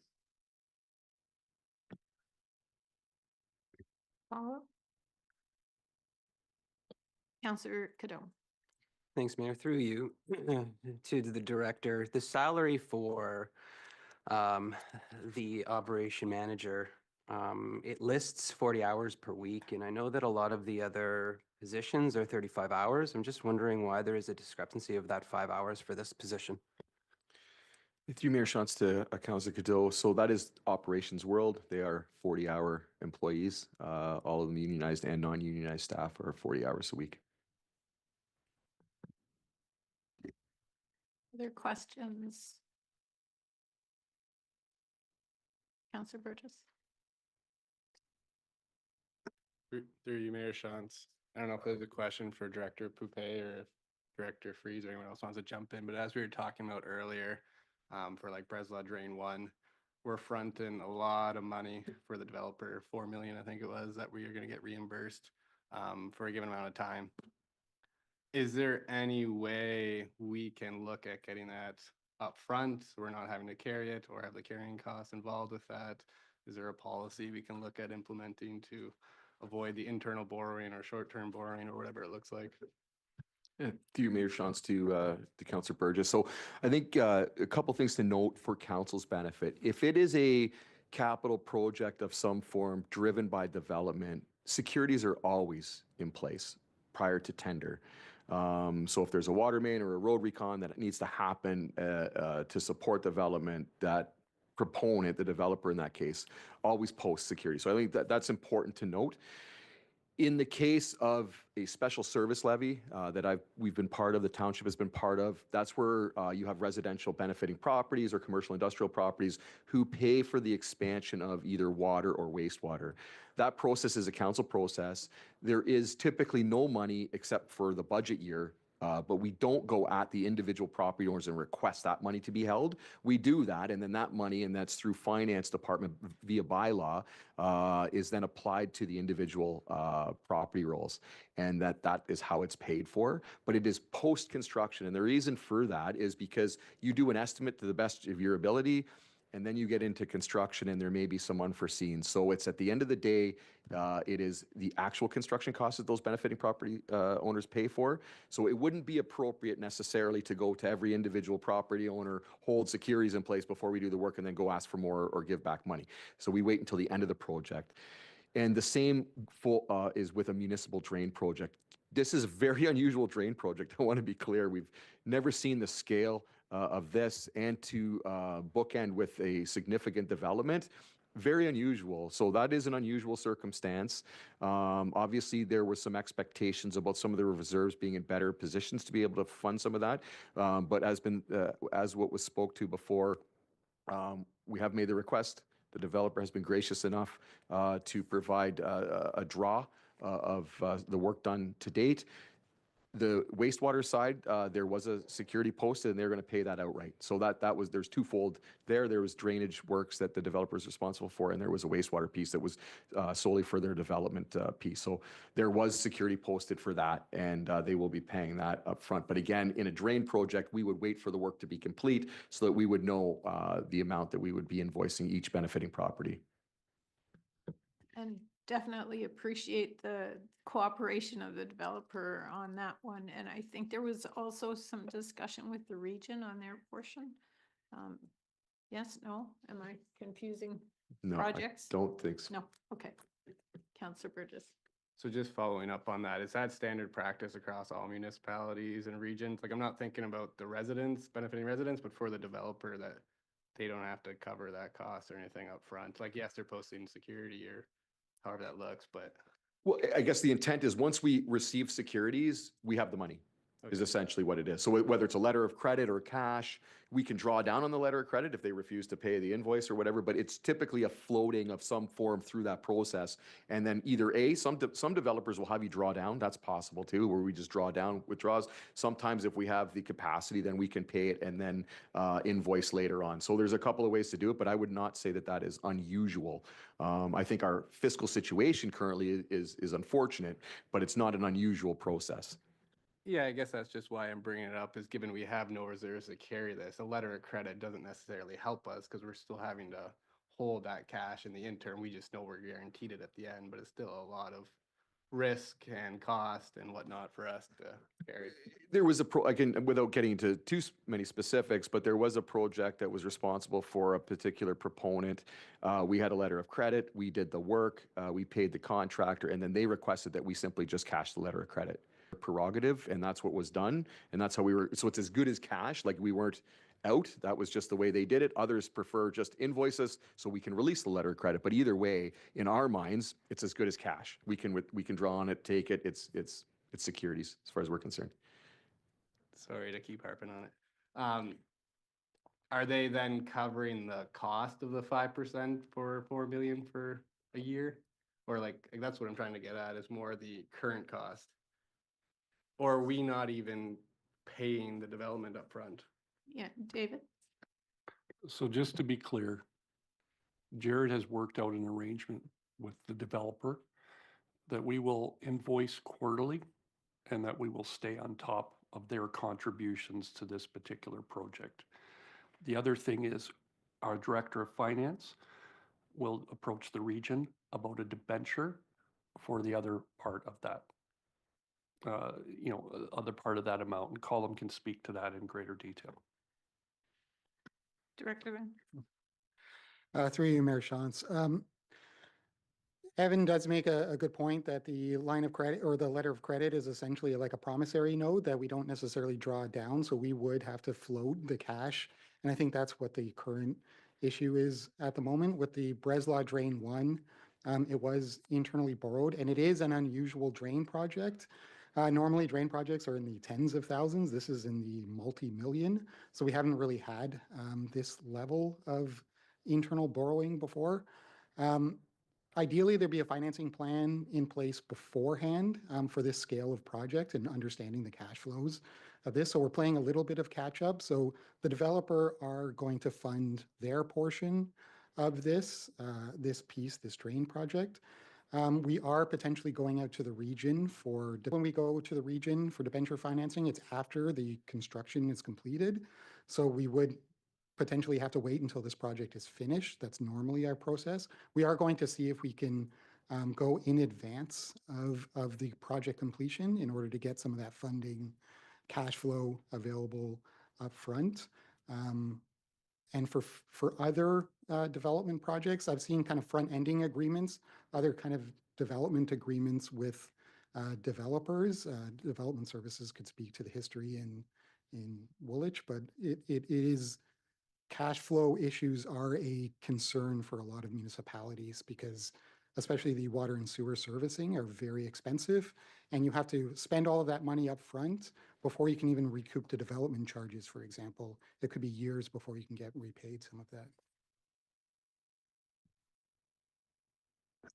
Yeah, that helps a lot. So I'm just, I guess, last follow-up is, do we have to make a policy on that, or is it just case by case basis? We try and get payment as quick as we can, kind of thing. Through you, Mayor, sorry. I think it's case by case. And I think why that is because you could have a situation where, and we've been here, we didn't have the resourcing development's been approved and they need to work and do, and their timing to market is driving them to perform the work so they can create whatever that is, whether it be housing or the like. And there may be situations where you want them and they're going to front end the whole thing, and then you are just going to give them development charge credits at the end of it. So there could be that. There's other situations where it's more important maybe that we're working a road corridor. We want to manage that. So we want to do that on our time, and then we can work that process out too, whether they upfront that cost and we manage that, whether that be done through securities for the form of letter credit. I think there's just a number of situations where personally, I don't believe we're doing anything offside at all. I think there's just different situations. And this is, again, unique. This was something, yes, that we needed probably a better fiscal plan, obviously, going in. But again, in hindsight, being perfect, there were some expectations about some of the reserves that we were going to be able to do that too, I think. So, I think there's a whole host of things that I don't want to look at this particular issue and say, oh, it's broken, we need to do something different. I don't think that should be council's approach, personally. I think there's just a number of situations, and typically council will get to see things as they are proceeding through draft plan approvals and that sort of thing as well. So you will get to understand what work is maybe being required in what location, and how that's to be funded. But I know there's work in Breslaw already that we're looking at having proponents front end that whole cost. And it wouldn't be a float by us at all. It would be a receiving of cash or securities and then being able to draw down off of that and pay for that. So there would be no floating. CEO Brenneman. Yeah, the only thing I would like to add through you, Madam Mayor, is I think the lesson learned is looking back at when the report was tabled for council and the financial impact analysis at the time, it spoke to certain assumptions, but based on, having the capacity, right, to be able to carry this. But to Director Lynn's comment before, I think if there had been more capacity to do an analysis on the impact on cash flow, et cetera, And that level of analysis, that's why we're requiring or asking for the need for additional support for finance, even from a staffing perspective, because we're getting to a level of sophistication and demands in terms of our financial requirements that if we don't start doing this on a more sophisticated basis, you could run into these situations more often in the future, and we don't want that, of course. I would agree, it's not necessarily that a policy has to be put in place, but what has to happen, and this gets to even Director Lynn's first presentation, is the analysis that needs to be done up front to make sure that the analysis is solid and the plan is solid and it's not going to impact the cash flow of the municipality will be critical going forward when we take on these types of projects.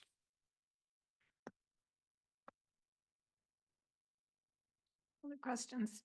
Excuse me, Councillor Cadeau. Thanks, Mayor. Through you back to Director Pupe and back to the engineering traffic technician. I'm not going to lie, I'm struggling with this one a little bit, and I'm hoping you can provide some clarity around the 89% permitting requests. What is that referencing? Is that residents asking for traffic calming measures? I'm just unclear what that means. Yeah, through you, Mayor Shantz, to Councillor Cadeau. So what we've seen is year over year since about 2021, I think we were tracking, we've seen an 89% increase in permitting in general. So that's on the engineering technician solely, this position currently. So that is anywhere from municipal consents, that can be ANOVA requesting approvals to do work, that can be telecom communications companies doing work. So there's a process involved in that.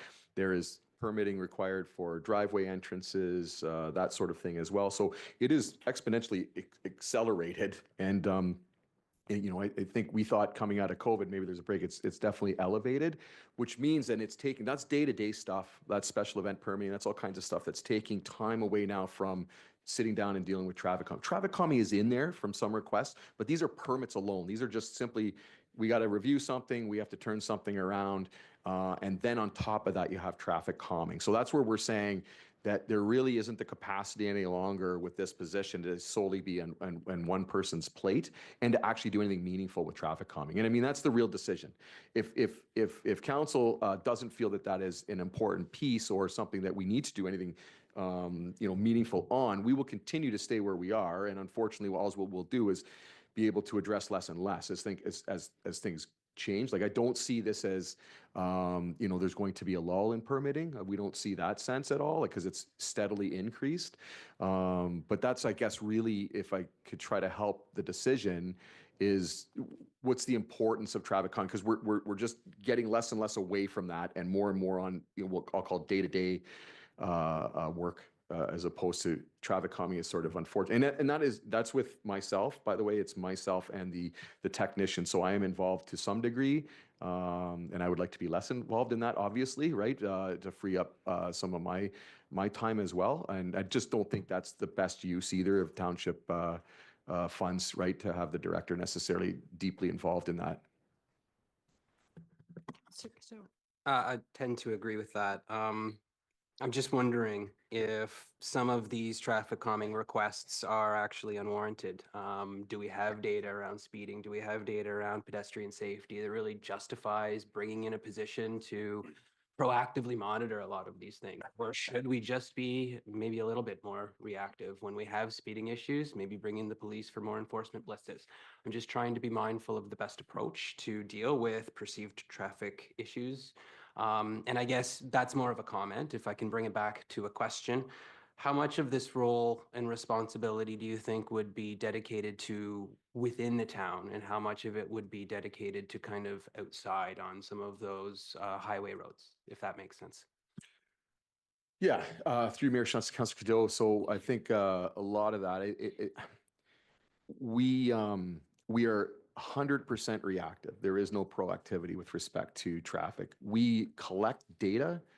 We don't necessarily review all the data other than increase the AADT volumes. And that's important for road classifications and legislated obligations by operations. But that's really it. It's not until we receive a complaint that we'll look in and say, okay, what is that 85th percentile? We know we have priority speeding areas that are like, and they're growing, they're not shrinking. More and more we're seeing that being added, but it's implementing what is the challenge, right? It's funding, it's what is the strategy here? How can we curb that? Because there's very different approaches to doing calming in, say, an urban environment versus a rural road. Right, if you have an 80-kilometer road, you're trying to move vehicles, and what do you really want to impact there? So we've tried a few different things. Knockdown bollards are fairly cost effective. Farm equipment do not like them; they destroy them. Right, so I mean there is that balance in trying to do things that way. I know that, you know, we had brought a consent item about, you know, reduced speed limits. Those are appropriate for a number of reasons in various locations. And I don't want to say that we're blanketing speed reductions anywhere. I mean, I can say that there'd be roadways that probably should be increased in speed. I don't think that would fly very well either. But I think that's true. And I think that unfortunately, what we found with councils have a different thought about traffic calming than say staff, and that's where I think we need expertise to help you know, sort of manage some of what we're doing and the approaches we're taking, because we have rubbed up against things that absolutely involve traffic calming, and councils have said no, remove that there. We've had other things that we're looking maybe to implement or that we don't want to implement because there is no proceed or there is no it's where perception does not meet reality. There is no speeding concerns, but there's been the ask that why can't we just install something anyway because people want it. So I think that's part of where we're always going to be in this loop without truly having any expertise. And again, I think the focus has just been, it's been fire to fire. It's just off the side of our desk over here. And when the complaint comes, here's the data. What are you going to do about it? We'll see if we can put something in. Like there's a speed table that's supposed to be installed on Willett Street South for about 3 or 4 years now. And I think there's some residents out there that been pretty anxious to have that installed. And that is installed to be in the budget this year. Now we came with the complication of the Breslaw Drain project. We didn't think that would be appropriate. It was the only way in and out of town. But we were sorely deficient on putting that in. And it's required. Like that is a location, Woolwich Street South is a bit of a speed trap. It needs some calming measures. And this was one that was defined and was approved by previous councils. Staff noted there, and it's just implementation been a challenge. So I know and with WRPS, they are, you know, it's engineering, it's education, and it's enforcement. And unfortunately, there's only so many RPS staff to go around. They do listen and they do attend, but it's sporadic, right? I appreciate all the area municipalities have hot spots. They have a program in place that allows us to elevate some of those spots to them and have it on a rotation. But it's only, you know, it's unfortunate, right? You have to have somebody there to actually get compliance, right? Councillor Schwint. Thanks. I'm sort of on Councillor Godot's page on the traffic calming. You scared me a little bit when you used the region as your example where you're learning from traffic calming. And when I hear them pulling out their traffic cameras they just put in because they're changing suppliers at a net loss, it's not inspiring confidence. So I think we need to understand how we can get better cost-effective results as opposed to just we want to solve a problem.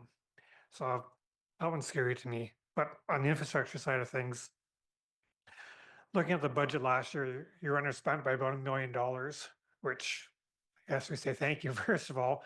But can you comment, do you expect to see meeting your budget targets for 2025? Are there projects that are at risk, or can you maybe explain some of the differences?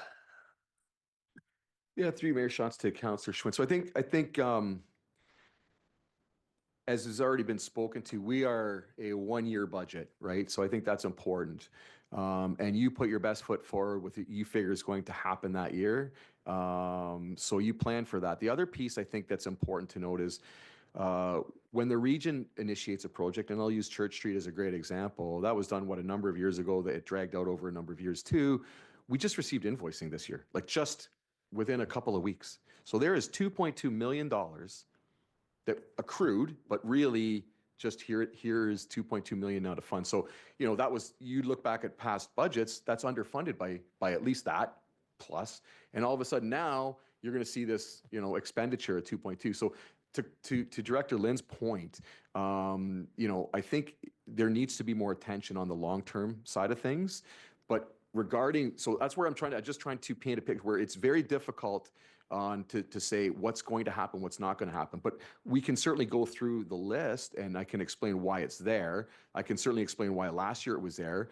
But you will also see Breslau Drain 1's been in there multiple years ahead of last year, and now you're seeing another 2.6 million. So some would argue, have you spent $15 million on that drain? Because it shows up like 5 million this year, 5 million, right? No, it's only been that 5.7, but you see it show up. The Elmira North Sanitary Pumping Station, again, COVID played a bit of a havoc with supply there, and we were out, but that showed up at 1.1 million as a debenture, and then it showed up again and again, and then 810. And I remember Mr. Fairweather was saying, have we spent, like $4 million on that project? And it's like, again, no, it's inherent of just the way we've been budgeting. So I think there's more, we'd have to get some specifics, I think, to answer that appropriately on what from last year, what was spent, what wasn't spent. There will be a reason for an over or under, I would say, is all. Okay. I guess now you've scared me a little bit in that I just spent $1 million last year is our best guess right now. But could it be $1 million worth of invoices still coming in from last year that we don't have yet? So that'll bring you up to budget, or is that already accrued and it'll be a rounding error, but close enough? No, absolutely. I mean, what we're seeing is more is coming in. What the way this works, and Director Lynn can speak better maybe, but we will, if we know there is work that has been done in 2024, we have generally till around February to receive those invoicing. So we'll notify finance, say, hey, we expect to have X dollars come in, and then they kind of try to account for that, knowing it's coming. But you're right, the numbers you see here spent are only as good as the end of November, right? So there's still a number of months left, and that's indicative of operating capital, all of it. So how do we as a council reconcile that, especially some who maybe aren't budget experts? Through you, Mayor Shantz, just to build on what Director Poupé said, and just to be clear as well, anything that was previously budgeted, we do only have a 1-year kind of funding approach. Again, we should be looking at long-term funding, but we do have just a single year funding. So anything that was spent in previous years or budgeted for in previous years, we did have the budget allocation for it. So we do have the funding available from a budget perspective. So there isn't any worry about going over budget in that sense. We're not necessarily, we would report any over budget funding. I think there's a little bit of confusion around the cash flow piece and then the multiple budgeting and rebudgeting and how you have a good picture of your capital program. And to be honest, it's not necessarily not having budget expertise, because I do feel I have budget expertise and I don't really fully understand, because we have multiple years, to Director Poupé's point. We have multiple years of projects, so you can't just even go back and add up every year, because it's the same dollar amount in each of those years that's rebudgeted.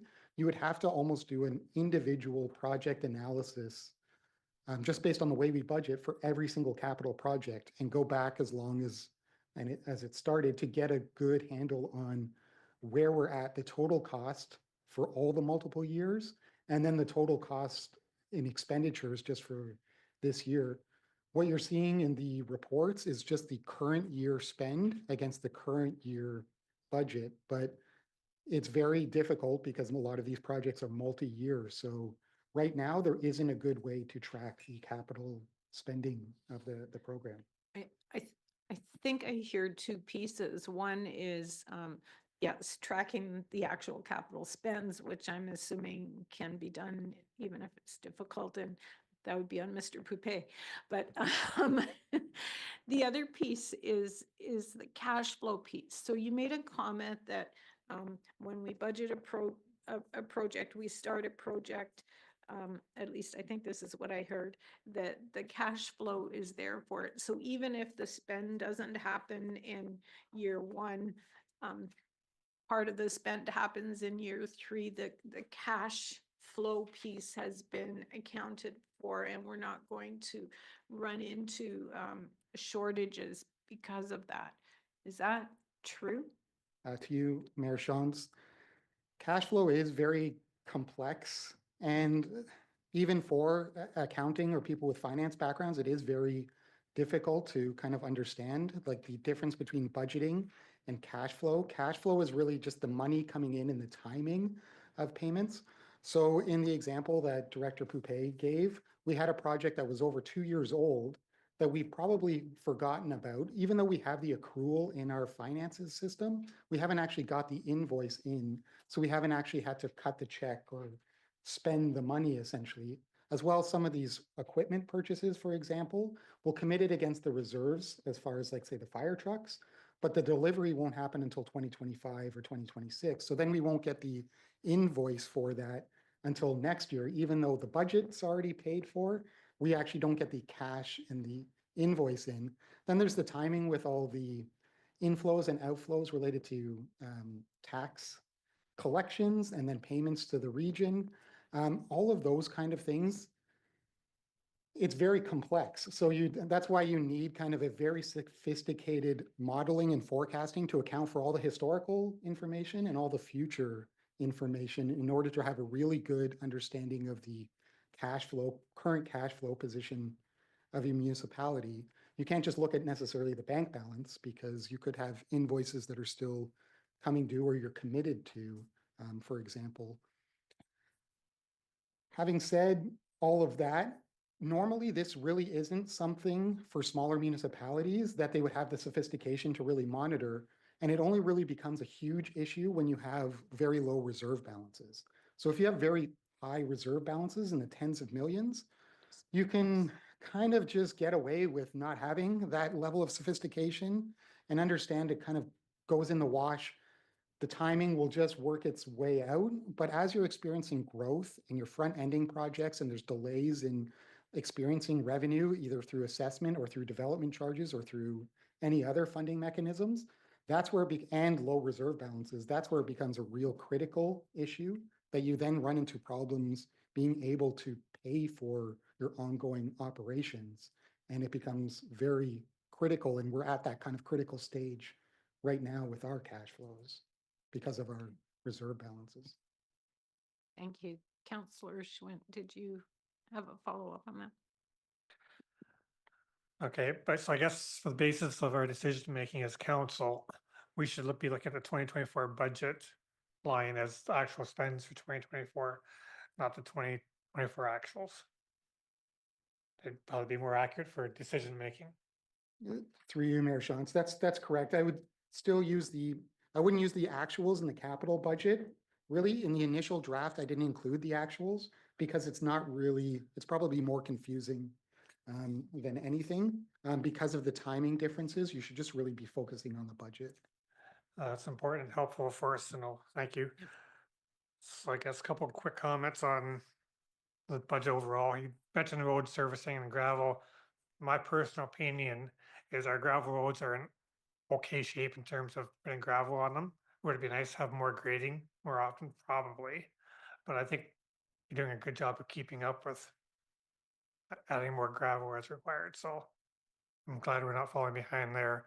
I am nervous about are we spending enough money on hot mix and upgrading roads in general. And I get a little bit scared pausing water and wastewater capital. I don't think we've done a good job there, which leads me to my last point. Who ultimately in the township is responsible for the water and wastewater? Is it your department, Mr. Poupé? Is it finance? Is it development services? Or is the chain of command or accountability to bring it all together? To you, Mayor Shantz, to Councillor Schwint. So on that question regarding water, it's a joint initiative. I mean, from a water perspective, council's the ultimate authority, right? And then there's upper management, and that's all legislated through the Safe Drinking Water Act, as council does know.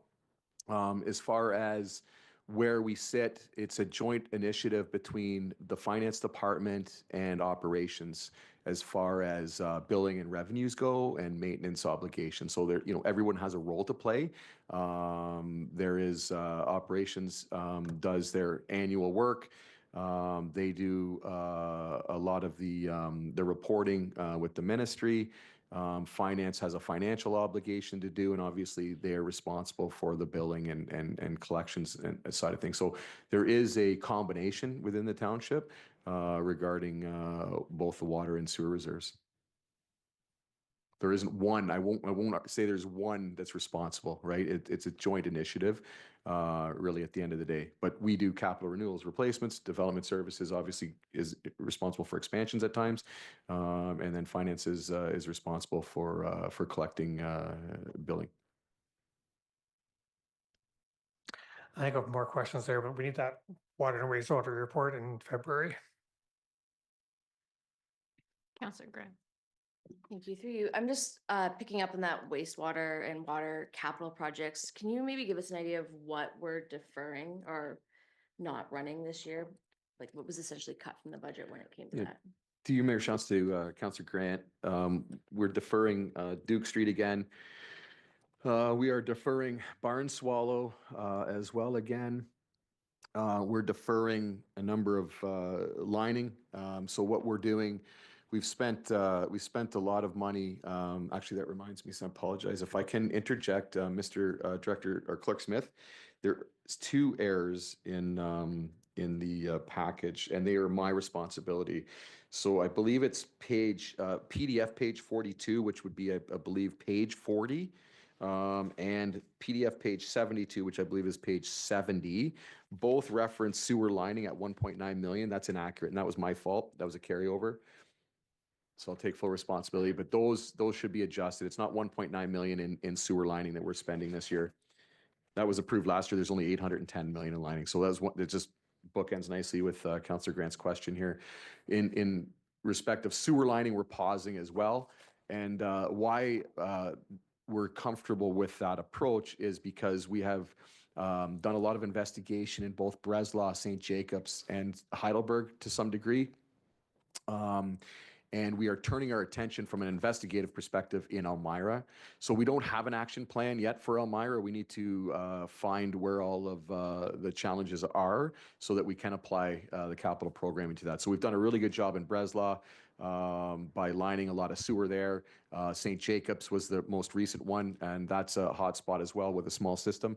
So I think, we have been spending dollars, but we're okay to take this year. You will see lining next year, though. I think we do want to get into Elmira and start lining some of the sewer here. But we do have money shown in the operating budget for the investigative work for Elmira. So I think there's a few reasons for that. But I think the other thing is so by deferring, I think the important part here is it's a domino effect, right? So if we defer, we only have so much resourcing and finances as well. So if you defer in any one given year, automatically that's going to defer those other projects that were maybe slated in that year. They have to bump down. So what happens is you get to reshuffle the deck, and that's what we've been into, a cycle of reshuffling, really. When we do a year over year, one of the benefits to a year over year is you get to reshuffle. It doesn't really help you on the long-term side of things, but it helps you with the immediate need. So you will see that again next year. We will do a bit of a reshuffle and see what priority needs to be there, and hopefully we can move the needle on a little bit longer-term thinking here. Councillor Bryant. Thank you. To Mr. Poupet, the lining of the sewers, will that stop the infill and infiltration that we're dealing with that's costing us a lot of money? Through Mayor Shantz to Councillor Bryant. So that will deal with the infiltration, the inflow. So the two components to I&I, you've got inflow and infiltration. Infiltration would be like from a leaky system. Water is infiltrating, groundwater is infiltrating, it rains, it could come in, from joints and that sort of thing. So that's where the lining does a wonderful job. It stops that. Inflow is another challenge. We haven't done as great a job. That's a resourcing issue. That is where you may have sump pumps discharging directly into your wastewater system. That is illegal. We have bylaws in place for that, but that is an investigative effort too. We can find that, and that's part of what we're looking to do too. And if you see roof water leaders, sometimes they're tied into a system. Somebody's got a sump pump tied into a system. That's called inflow. That's a harder one to detect, but you do see that when we camera. So we do come across that. It's just that now you're dealing with an individual property owner. You're looking to apply a bylaw potentially.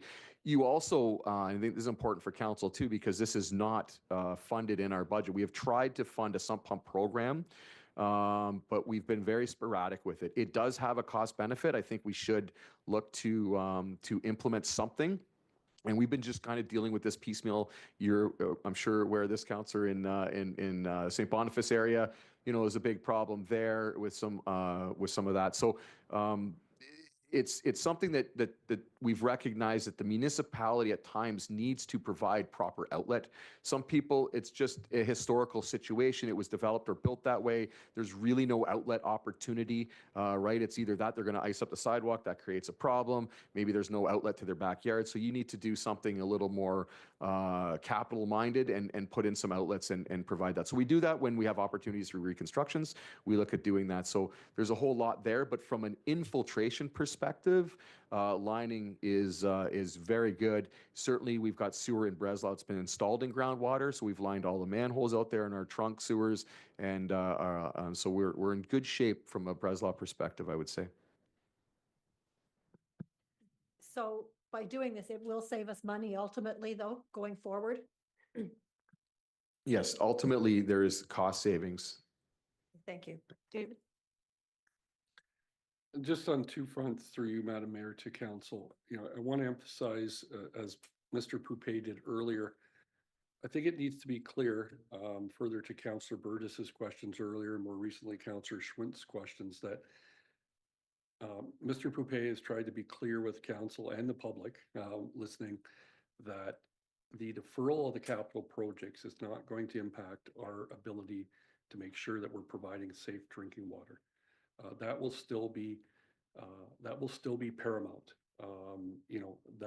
That needs to be understood, and thank you to Mr. Poupé for emphasizing that earlier. I do want to go back just for a minute, and perhaps, I don't know if it's Mr. Poupé or Mr. McGuire that can speak to this, but following the challenges that we had with respect to the water deficit situation, and also for that matter, issues around meters, meter reading, etc.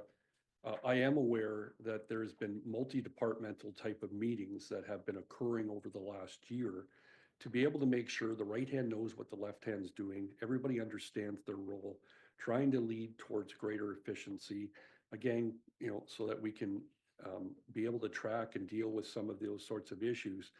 I think it's important for council and the public to be aware that those discussions are a priority.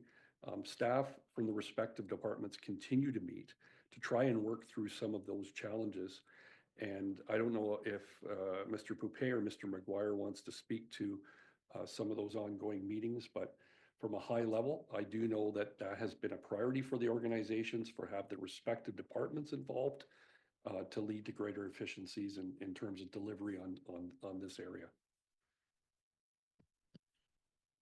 Through Mayor Shantz to council.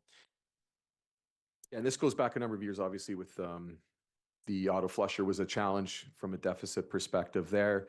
Took some investigative work. We are still in that process. I think I want to be clear to council as well. We don't have all the answers yet. There are things that do not line up as far as staff are concerned. And we're exploring all of those options. We've spoken to area municipalities just to understand structure, how other municipalities are set up from that perspective. And I can tell you that there's a much larger adjacent municipality that we are in line with, save and except they have an additional resource. But that is a large center. They're probably twice the size from a water meter perspective. So that doesn't, I think what it is it's going to take time and effort. And the region has a role to play in that as they are the supplier. So there's some things there to explore. We are looking at our high water users as well.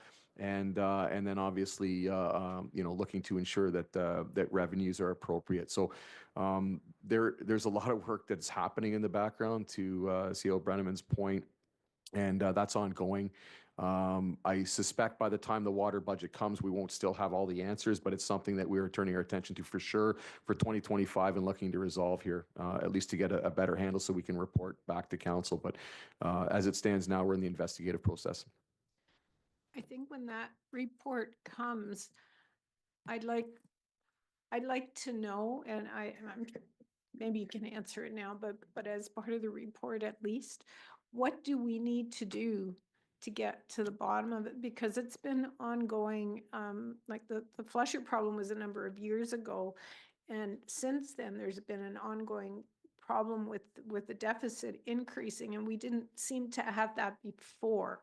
So what does it take to really get to the bottom of it? Because I think that's pretty important, whether it's hiring a contract person or, you know, someone dedicated to it. So I don't know if anyone wants to comment on it today, but Yeah, and to Mayor Shantz, agreed.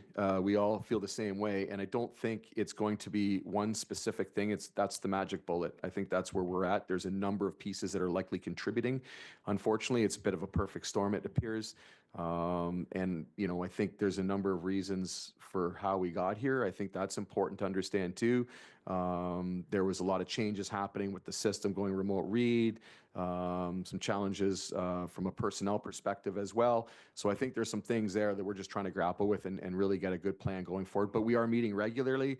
We are dealing with some of the low-hanging fruit right away just to make sure that that's crossed off the list. So I want council to understand that we're not sitting on our hands and just waiting, you know, to see if this fixes itself. We understand there's work, but we need to start with a systematic approach is the important part. So, but we know there's a number of contributing factors. I would say it that way. There's not going to be one smoking gun. I mean, understand that I wasn't suggesting that you weren't doing anything about Yeah. it. Just, do you need something else more to get to the bottom of it? Because I think that's an important, and understanding that it may be in multiple pieces, but finding the answers to those pieces is really important to me. Councillor Schwinn. Two quick things to finish up. I guess I'm hoping I brought up earlier about the 2021 hot mix borrowing or whatever. Would you be able to work with Director Lind to come back with in this process as for an option for council to clean that up this year, to clean the books up better as an option? My second point is the Arthur Street Arthur Street, the Myra Downtown Core Revitalization Plan has $100,000 for 2025. I'm just wondering what that includes and how the timing fits in. Through you, Madam Mayor. So that $100,000 is coming from half funding, so it is a funded project and would be used for the reconstruction of the back parking lot. So one of the properties that we purchased with the $4 million was the property on this side of the street, on the township admin side of the street. And that would be reconstructed for a future parking area and public space as per the downtown Elmira community plan that we had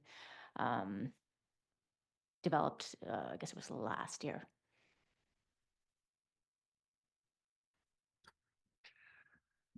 I know it's not our money, but it's not a bad approach when you start out. Doesn't make sense to repave and do that this year with the knowledge we don't know what that property across the street is going to look like in 18 months or whenever the leases are up. Would it not make more sense to do a wait and see approach?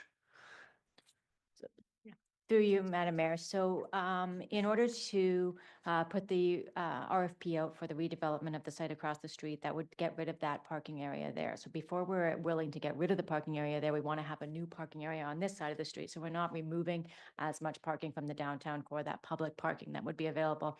Also, we would be starting the planning process and the design process for this area behind the township admin building. This year, construction may or may not start in this year or next year, and I can let Thomas comment on that as well. But yeah, the plan is that we would have it in place prior to disposing of the property across the street, so we never are in a situation where we don't have any parking available for the public. And we are using that half funding to fund it because it's supporting the housing that we are redeveloping across the street. I guess continuing with the planning process makes a lot of sense to me. To pour concrete or lay pavement in 2025 doesn't make sense to me because a lot could change in 2026 before those leases are up. To me, it makes a lot more sense to wait as long as we can to have as many options as possible. Yeah, again, through you, Madam Mayor. Yeah, potentially the actual construction work may start in 2026 anyway. But regardless, this is not money that's coming out of this budget because it would be funded through half funding. Thanks. Rayanne, I think one of the things that Eric talked about was having some kind of a plan for removing the hot mix. Did you? Yeah, I figured you did, but I just wanted to check. Anything else? Councillor Burgess. Through you, Mayor Sean, just a couple questions if I can dig into the numbers a bit. Starting on page 235, we have rental costs for tractor mowing, hand mowing, tree maintenance, that sort of stuff. We also have external contracts for it. Can we buy any of this equipment ourselves, like a hand mower and stuff like that? Like, why are we paying 10 grand to rent a hand mower kind of thing? Yeah, through your Mayor Sean to Councillor Burgess. So a couple of points of clarity for that. When it says equipment and there's rental, it's actually our equipment that we rent from ourselves, so to speak. So that is equipment we own. We don't own a tractor. We do own some of that. So that's us paying ourselves back. That's to deal with depreciation and ultimately replacement at some point in the future. So I think that's really important. And that's where we get into the equipment reserve piece, that those numbers need to be right sized so that we do have that that dollar available when those pieces of equipment come up for renewal or replacement. In the external contract side, that is more specific to something that operations may rent, like a flail mower or something. That's not a piece of equipment we do have. Sometimes we can use that to complement service too. As I had said before, we have a resourcing challenge at times, so we're only in certain places. At certain times, we may need to rent and use contracted services for. So that could be either us renting the equipment through that account, or that could be actually securing contracted service to help us out in some areas. And can we kind of work with RCS and kind of do some of that joint work, or do you guys have part-time, or is that worth hiring a part-time student to do some weeding or roadside maintenance versus external contracts? Yeah, so we do. I mean, what happens in a lot of ways where we can find synergies is Rec and Community Services will run the grass cutting program essentially, and then we're funding partners to that for our share. So they'll look after, as they do the bulk of it for fields and so forth, they'll also take care of cul-de-sacs or anything like that. So we do work together on that. We can share equipment. We're not in silos that way. So where we can, and same with snow clearing, I think we look after some of that snow clearing that we're Rec and Community Services will fund. So we do have synergies where we can, for sure. And is it worth looking into part-time people, or is it always external contracts are the better option for cost-wise? Through you, Madam Mayor, we do hire in summer students through the seasonal summer students, and that's mostly our hand mowing is done by those crews. The allocation you see here is for the rural environment where we're doing that hand mowing and hand trimming by student staff. Do you have an estimate how many summer staff you take on and the cost for that? We take on 2 through the roads group. Okay. Their wages are partially funded through a grant process that's handled by HR. But the cost that you're seeing here for the equipment and everything is allocated because they are using our equipment to perform those tasks. Okay, thank you. So it's just an interdepartmental transfer of funds, really? Or am I misunderstanding what you? Sorry, for the labor side? For either. Well, the labor sounds like it's direct, but Right. the equipment would be an interdepartmental transfer. If the equipment's allocated to rec, you would sort of pay rec to use it just as an interdepartmental. More on the external contract side, we would fund any of the external contractors pieces when we have equipment that we're using for our staff. Then that gets into the to the equipment reserve fund is essentially what we're doing, is putting that number in there. So that's on the supervisors, obviously, where you get down into the weeds of the timesheet and figuring out what duties you did, and that's how that's allocated, and that needs to be obviously reviewed. And the problem we run into is when you get the escalations in replacement, now you're sorely deficient in some of that equipment piece, right? But that's generally how that works, is we charge out the staff is in the budget, the rental, and then material as well is typically addressed in operations accounts. Carter, did you want to add something? Yes, to kind of help explain the part about the rental and the equipment is because we work on a time and material basis for our budget and our staff. For every hour that they work, they charge the usage of the vehicle back. And we calculate the hourly cost for that vehicle based on like the replacement cost of the purchase of that vehicle and then also the repairs. So for example, when we buy a pickup truck, we're looking at a rough cost of 20 some dollars an hour that we charge to ourselves for each job that we do. So if that vehicle is used for an hour, we charge ourselves that dollar value then to be able to apply for repairs, replacement, etc. Okay. Councillor Burgess? Um, Are you following up on that? Because I've got a Oh, no, question. go ahead. Yeah, and that would be probably to Director Lynn. The new software that you're looking to get, would that help the other departments in that kind of sort of managing interdepartmental amounts? And I'm not sure how much of that is manual, but would that be part of the savings with that, or is it totally separate? Through you, Mayor Shantz. Yes, so I'm not deeply familiar with the entire process. I have seen some of the sheets, and it is an extremely manual process.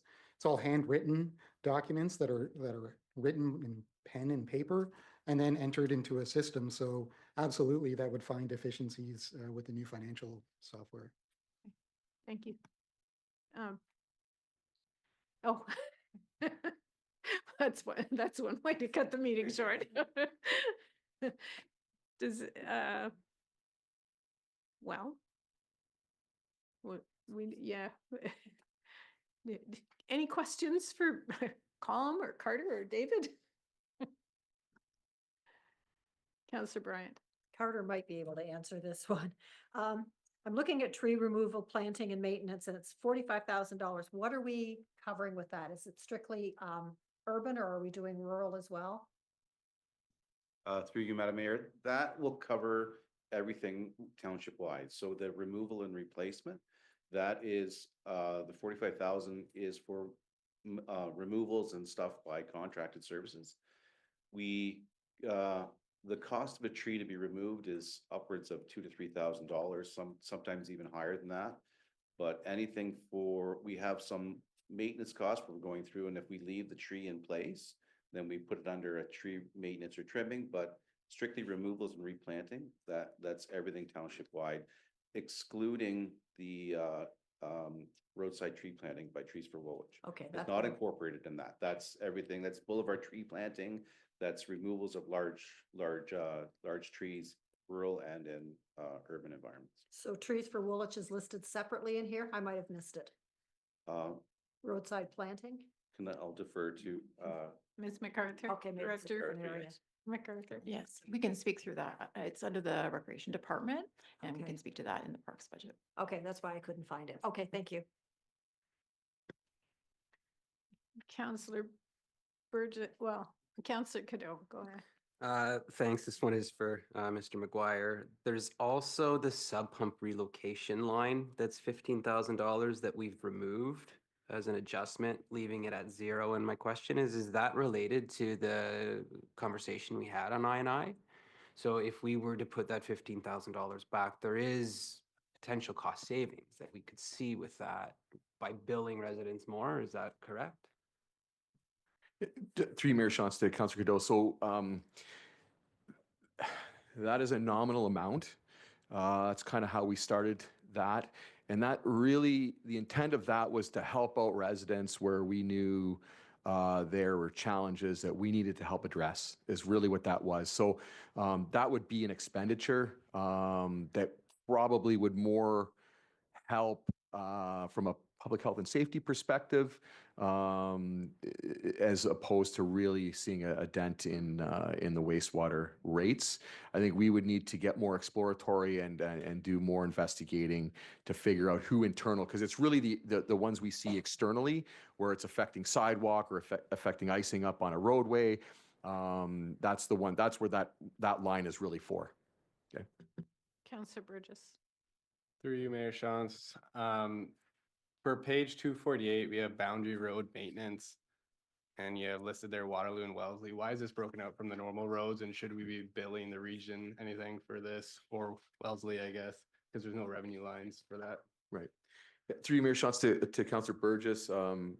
So, and I will try to help and see if Carter can fill it in, but with Wellesley and with Waterloo, they provide service on our boundary roads. We do not horse trade with them, so to speak, but we have other boundary roads that it's a trade. They'll look after something, we'll look after something. So there's no costs either way. We just absorb it each way, they absorb it their way. So in these instances, it is more efficient, for example, to have Wellesley look after the boundary road way out Cressler area instead of drive out, or sorry, not Steffler, thank you, Steffler.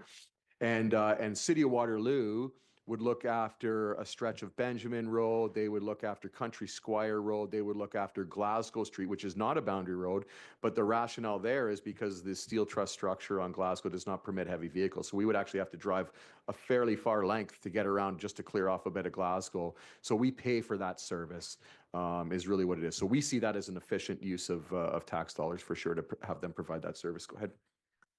And then on the other side, we horse trade, as Jared used the term. Weissenberg Road is a great example of that, is that we perform maintenance on part of Weissenberg Road. Then Center Wellington provides maintenance on another section of Weissenberg Road where it's a border road for us. So they're doing a certain amount of kilometers and we're doing equal or this slightly more or less amount of kilometers on those boundary roads. So it becomes kind of an even trade of our costs compared to their costs, and we handle that border, that boundary road that way.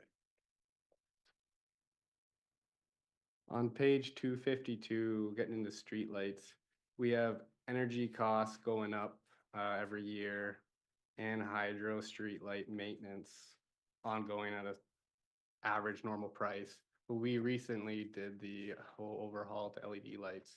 I guess A, why didn't the cost go down a bit when we made that change? And B, should the maintenance cost be going down if we recently did everything, or is that more pole cost, or how's that working? Yeah, through Mayor Shots, Councillor Burgess. So yeah, a couple things. So I think in around 2016, and we finished up, I believe in around 2017, 2018 on the LED replacement, there was a $100,000 savings. So we used to pay over $200,000. We basically cut that energy consumption cost in half for our streetlights. So that is an excellent savings on that. Obviously, with inflation, you know, that slowly starts to go, but still it's half of what. So I think we need to understand that LEDs certainly are half the energy from what we had with the high pressure sodiums. They're also then, so that that number, the maintenance number, is not really associated with replacement of the LED bulbs themselves. What happens oftentimes, and this could either be a capital program or an operating piece. Innova has work plans that we may not have plans for. They don't own streetlights. We own all of the streetlights, as every municipality in the region of Waterloo does. The Power Authority does not. So you're essentially, when they go in to do a pole line rebuild, for example, they may have to move lamps or arms. They may have to replace poles.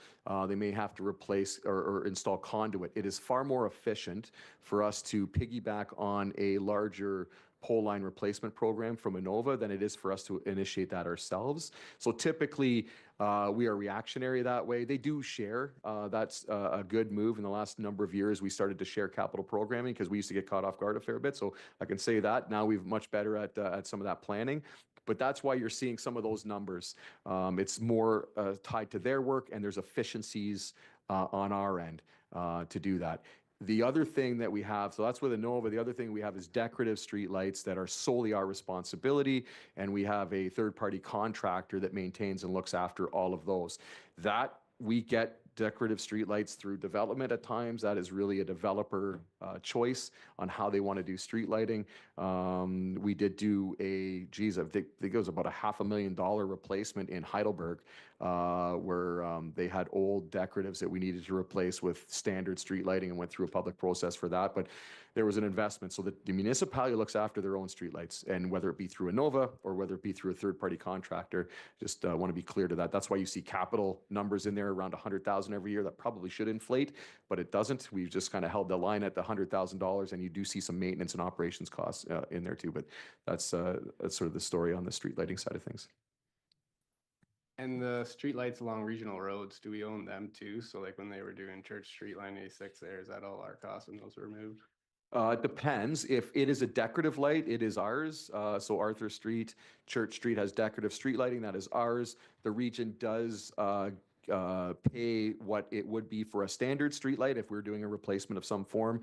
But in the case of St. Jacobs downtown, there is no decorative street lighting. That is all regional street lighting and their costs.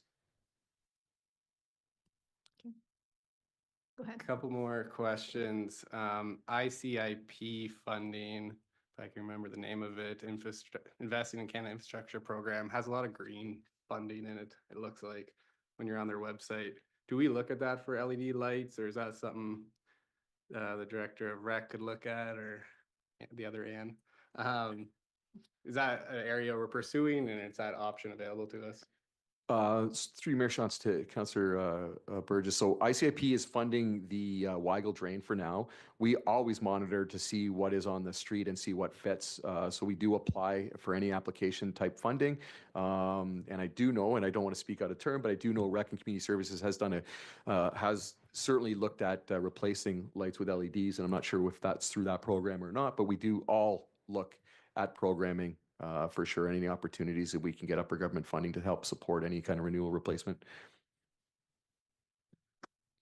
Thank you. Just two more here. The Delian Place culvert repair. That's kind of like a dead end road with a couple farms on the end there. What's the shape of that culvert, and I guess how many residents is it affecting? Is that something that is in dire need of repair at this moment? Mm-hmm. Yep, that is. We came across that. There's a hole in the road.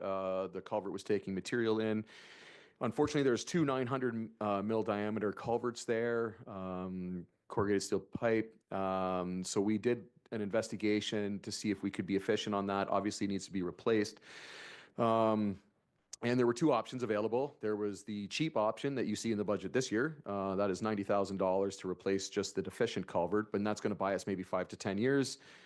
Because the ultimate solution would be to spend about $500,000 and merge the two culverts into one, put a box culvert in there. The assessment wasn't necessarily, who it was servicing. If you have a hole in the road, that's a deficiency in our mind. And unfortunately, these things crop up. That's part of the reactionary piece at times. It is a small culvert. Ontario Structure Inspection Manual deals with anything 3 meters or larger. So we cover that off legislatively.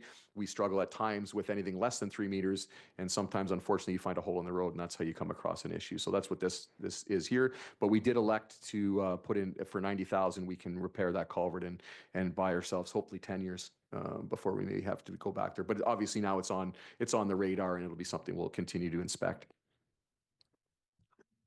Thank you. The F-350 water truck and the single axle plow truck, just going back to how we calculate our numbers, you said it's a 2-year wait time, but are we funding that up front, or how does that all work for budgeting?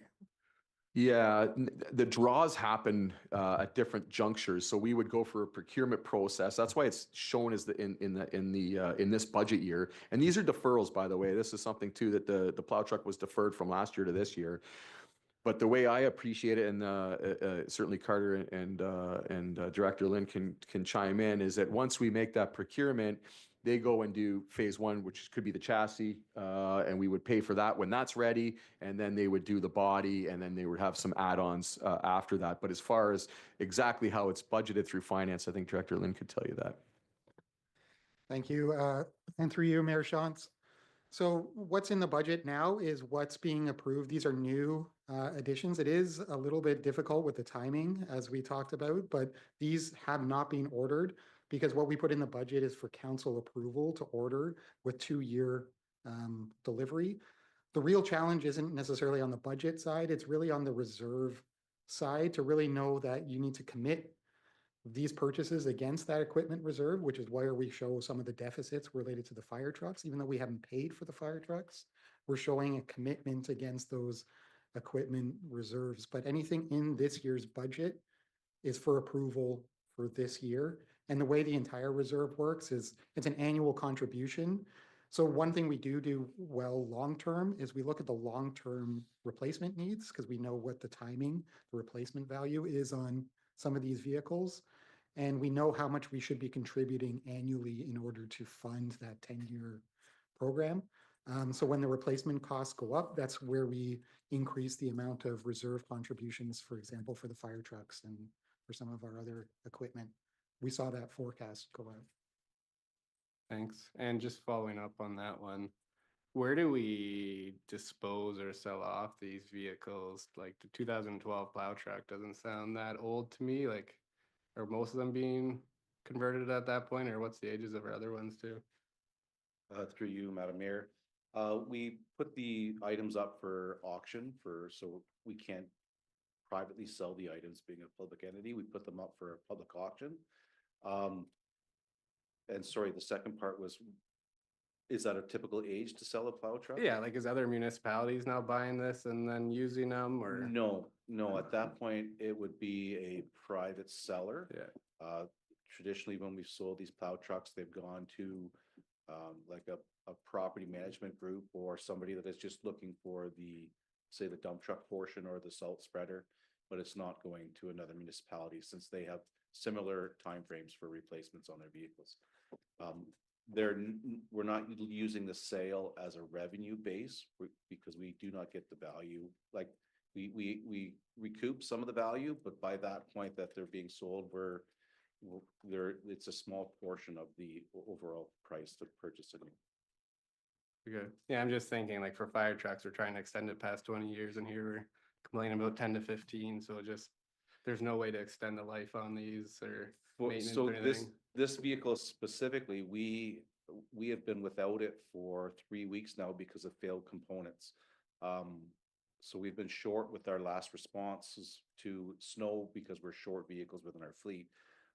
You have to remember that if there's a truck that's going to see salt damage or impact, is going to be a plow. So we do everything we can. We wash them down after every use.